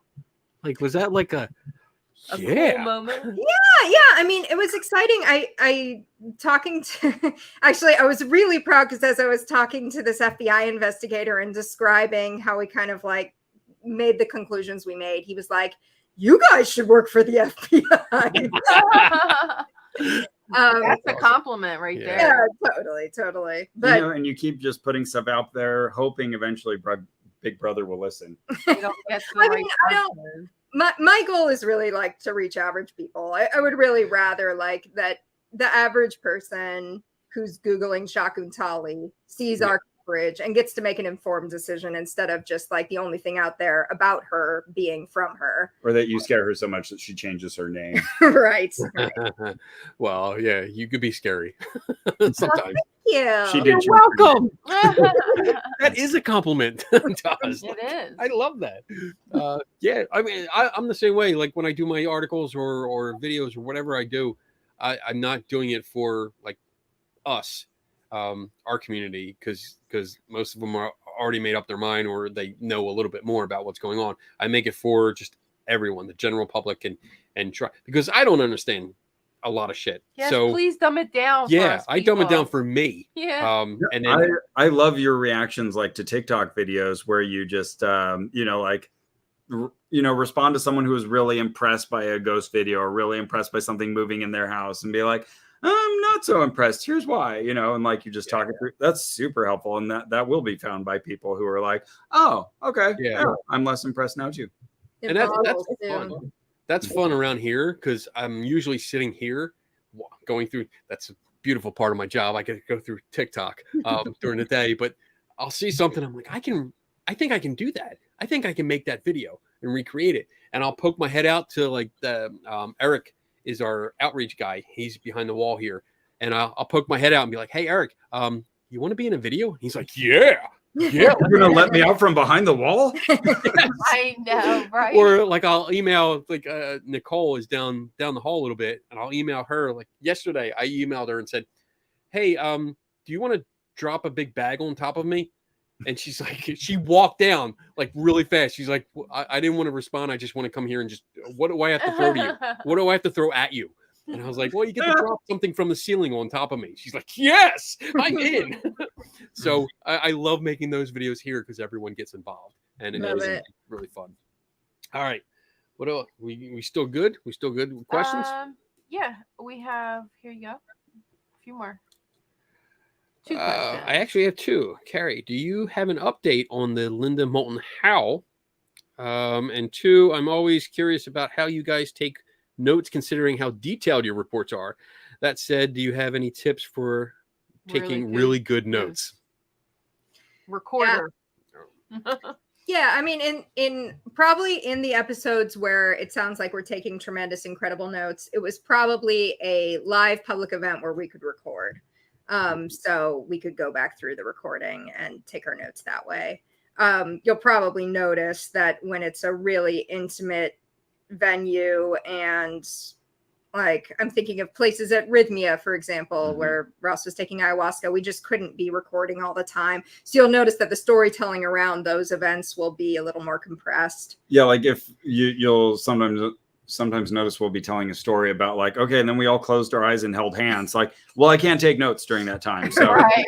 either I have to immediately afterward, or, like if we are able to record, we will, because that's incredibly helpful. Right. But I'll especially want to take contemporaneous notes about visual things within the space, because later on, maybe I can take photos as well to have to reference. But later on, if I think like, oh shoot, how many people were there? Right, like, you didn't look around. Yeah. Yeah, like yes, this. But if I'm there, I can like look around, write that down. So there's a certain number of things that I just kind of know to think about when we're in that situation, and I'll be like, okay, quick sketch of the layout of the room and blah blah blah blah blah. And then it really can help if you do take like paper notes, because then later on you can see what really stood out to you. Especially if there's interactive elements, like they're asking you to meditate and connect to your cat, then whatever happens in your head is obviously not on the audio. Right. Yes. Yeah, absolutely. Right. And then at the Conscious Live Expo recently, I had an iPad with a keyboard. That was great. Taking a ton of notes that way, and you can write a lot faster that way. Because look at my fingers. Look at what they're doing. It's amazing. Yeah. Woo-hoo-hoo. You're good. You're quick. There's a Linda Moulton Howe update coming. Yep. Okay. I saw her twice at 2 conferences. So yeah. Okay. There you go. We'll There video. you There go. you That's go. your update. You'll have to tune in to find out. She's still going strong, and Wow. I didn't realize until relatively recently that she's a former Miss Idaho. Oh, I think I did. Wow. So you can find For her. photos of pretty young Linda Moulton Howe. Interesting. Okay. All right. What Here's else we a got? question for Follow Carrie. up for Carrie. So did you bring that picture on your honeymoon? I did Oh, not bring 3-year-old Clemp on my honeymoon. I Oh. should have. I'm sure he was verklempt. I'll Put on phone. Okay. Oh, wait. What do I have? oh. There we go. There it Hey, is. soundboard. All right. What else we got? Carrie, has anything helped your migraines? Oh, Yes. this is a good question for Oh. you. Yes. What's Okay. helping you? Absolutely no alternative medicines, but Yeah. a medicine called CGRP inhibitors, which is a fairly new class of medicines. Can you get CGRP in Cincinnati? Yeah, Yeah. right? I was thinking the same thing. Yeah, it's like it's a shot, and because it's a kind of Okay. new class of medicines, people want to roll you through all the more established medicines first. Don't complain about it. Go ahead and do it. It's probably going to be a trial going through all these different medications, but yeah, eventually, once I had rolled through all the other existing medications, which probably took 3 years or so, they Right. finally said, let's go ahead and try this one. And then it was freaking magic. It was like, it brought me down from 50% headache days a month to around 2 to 3 headache days a Oh month. my gosh, I need that. Oh, yeah. Oh I yeah. feel you. Yeah, Donna suffers from chronic No. migraines. Mm. Ever since the chemotherapy just effed me up. Oh, yeah. So I've had migraines since then. Oof, Oh, wow. brutal. Yeah. Okay. I'm gonna try that though because I do get the Botox like every That's a good one. 3 months or 4 months. Mhm. Yeah, every 3 months it is. Yeah. Is it working? Does it help? I think that it doesn't help with the frequency. It helps with the Severity. the severity. Yeah. Yeah. So I still get the same amount of headaches. They're just not as Debilitating. yeah. Okay. Gotcha. But I think adding this to it, because I did try one of these. It was probably about 4 years ago. I forget what. Remember, I had to inject that injection Yeah, thing. because I was doing it. Yeah, I did try one, but it was one that was out. Like I said, it was probably like one of the first ones out. I think they must have gotten better. Mm-hmm. Yeah, it does. It blocks CGRP, which is like a naturally occurring thing in your body that is a healing. It's a part of your immune system. So you're blocking a part of your immune system. And as a result, only, lots of people can't take it as a result. So you'll have to see if you're, I wonder if it'll help with my sciatic pain as well. A lot of migraine. It might. I don't I know. don't know. All right, cool. It's something to look into and ask. Yeah, right. Find out Thanks more for about that question. And here's one more for us a statement. Statement. Kenny doesn't create a backstory for his dolls. Mine have a story. I've forgotten most of them, but I always have one in mind when I paint. I paint too. I do paint. I have Kenny some pretty paints good. all his I dolls. do. I have an awesome painting of Pennywise that turned out like way better than I I expected. know. I never tried to paint. We should put them in the hall. We should put them in the hall. We should line up all the dolls out in the hallway. Oh my God, everyone we that comes should in do tomorrow that. morning freaks out. On Tuesday. Nobody's here Monday. Remember, we have Monday to set them all up. Okay. You want to calculate this for maximal damage. Yeah. I've already hidden like little garden gnomes all over the building. When I first started here. Yeah, We and got a so whole far bunch the and- only one that noticed them was the maintenance guy. the maintenance Vance. guy's the only one Vance that is on noticed top of it. They Hire did him it as an once. investigator. Yeah. He is. He He's is. good. Anything that happens in this building, he is on top of it. All right. What else we got? Let me see if we have any new ones because There was one up that went away. Do you remember what it was? Oh, Shoot. Yeah, there was migraines, then a different one, then it came back to migraines. So I don't know. Okay. That was the one about the dolls and Kenny. Oh, that's right. Okay. Oh, good. It looks like we're all caught up. yeah, we right? are caught up. I don't. Sweet. This works out great because we're look just at over that. 2 hours. 10:03. This is awesome. Perfect. All right, guys. So at the end of the show, I mean, where can people find more Yeah. about you? Plug If they yourself. want to, plug the hell out of your stuff. Well, we have a podcast. Yeah, it's called And Oh what No is that called? Podcast. Yeah, Oh, you can find it where all better podcasts are given away for free. And I it's, like we're on Twitter, Oh No Podcast. We're on Facebook. Yep. I know you're on Facebook ONRAC. because I keep posting owl pictures to your Facebook Nice. page because I love it. I love it. Fantastic. You mean UFO pictures? Yes, Yeah. Yeah. Okay. because that's what it means. Right? We all know that. All the people that are informed and enlightened know that. All right. So with that, I'm not going to go into too many announcements. I don't think I'm going to go into any announcements. Yeah, 'cause we don't have I have a bunch. The only one that I'm going to announce is that if you're in the Buffalo area, stop by on the 24th. So June 24th, we're having our summer solstice party, which is Ooh. outside of my window here on the patio Yeah. here. So it'll be great. I can come in here and actually work and then open my window and say, give me a burger and a dog and Yeah, right. and I'll be good. I'll be actually part of the party. But other than that, we have a lot more stuff coming up, but I won't go into it now because it takes too long. And I think that's pretty much it. We don't have a Yeah. guest set up for next week yet. I'm working on somebody and I'm not going to tell you who, because if I do get them, it's going to be awesome. But not as awesome as this week because you two are just awesome. Yeah, We're we like, finally got to meet this Carrie. is so great. I'm so happy. Yes. excited. I mean, you guys are great. You love your podcast. And I can't say it enough. It's just so much fun. You guys are just so real, and it's just it's very nice listening to you. And I mean, It's just like you can relate to you. It's Yeah. like a normal, and I gotta say, Yeah. Carrie, when you go off on something, I love it. When Oh, you just start thank you. like F-bombs and like this and this, I'm like, like, yeah, she's fired up. wonderful. She's fired up. I love it. Thank you. Thank you. You're Ross welcome. is pretty good going offer though. Yeah, but he's such a nice guy. He's just calm. You're nice. You go off, but you go off in a nice way. It's Where it's like it's I like feel more happy. Like if It's- you yelled at me, I'd be happy about it. I'd be like, oh, you know what? He's right. He pointed out how wrong I was and how dangerous what I'm doing is wrong. But I feel so nice. Right. I feel like I Yeah. woke up from a dream about flowers and running through a garden. Wow, Kenny's feeling good. All right. Stick around for a couple minutes. Don't go off right away. For everyone else, thanks for hanging out. Thanks for a Yeah. great show. And have a great weekend. And remember, never stop learning. And I'll see Yeah. you next week. Happy Juneteenth. Juneteenth. Bye. How's he say that? Bye.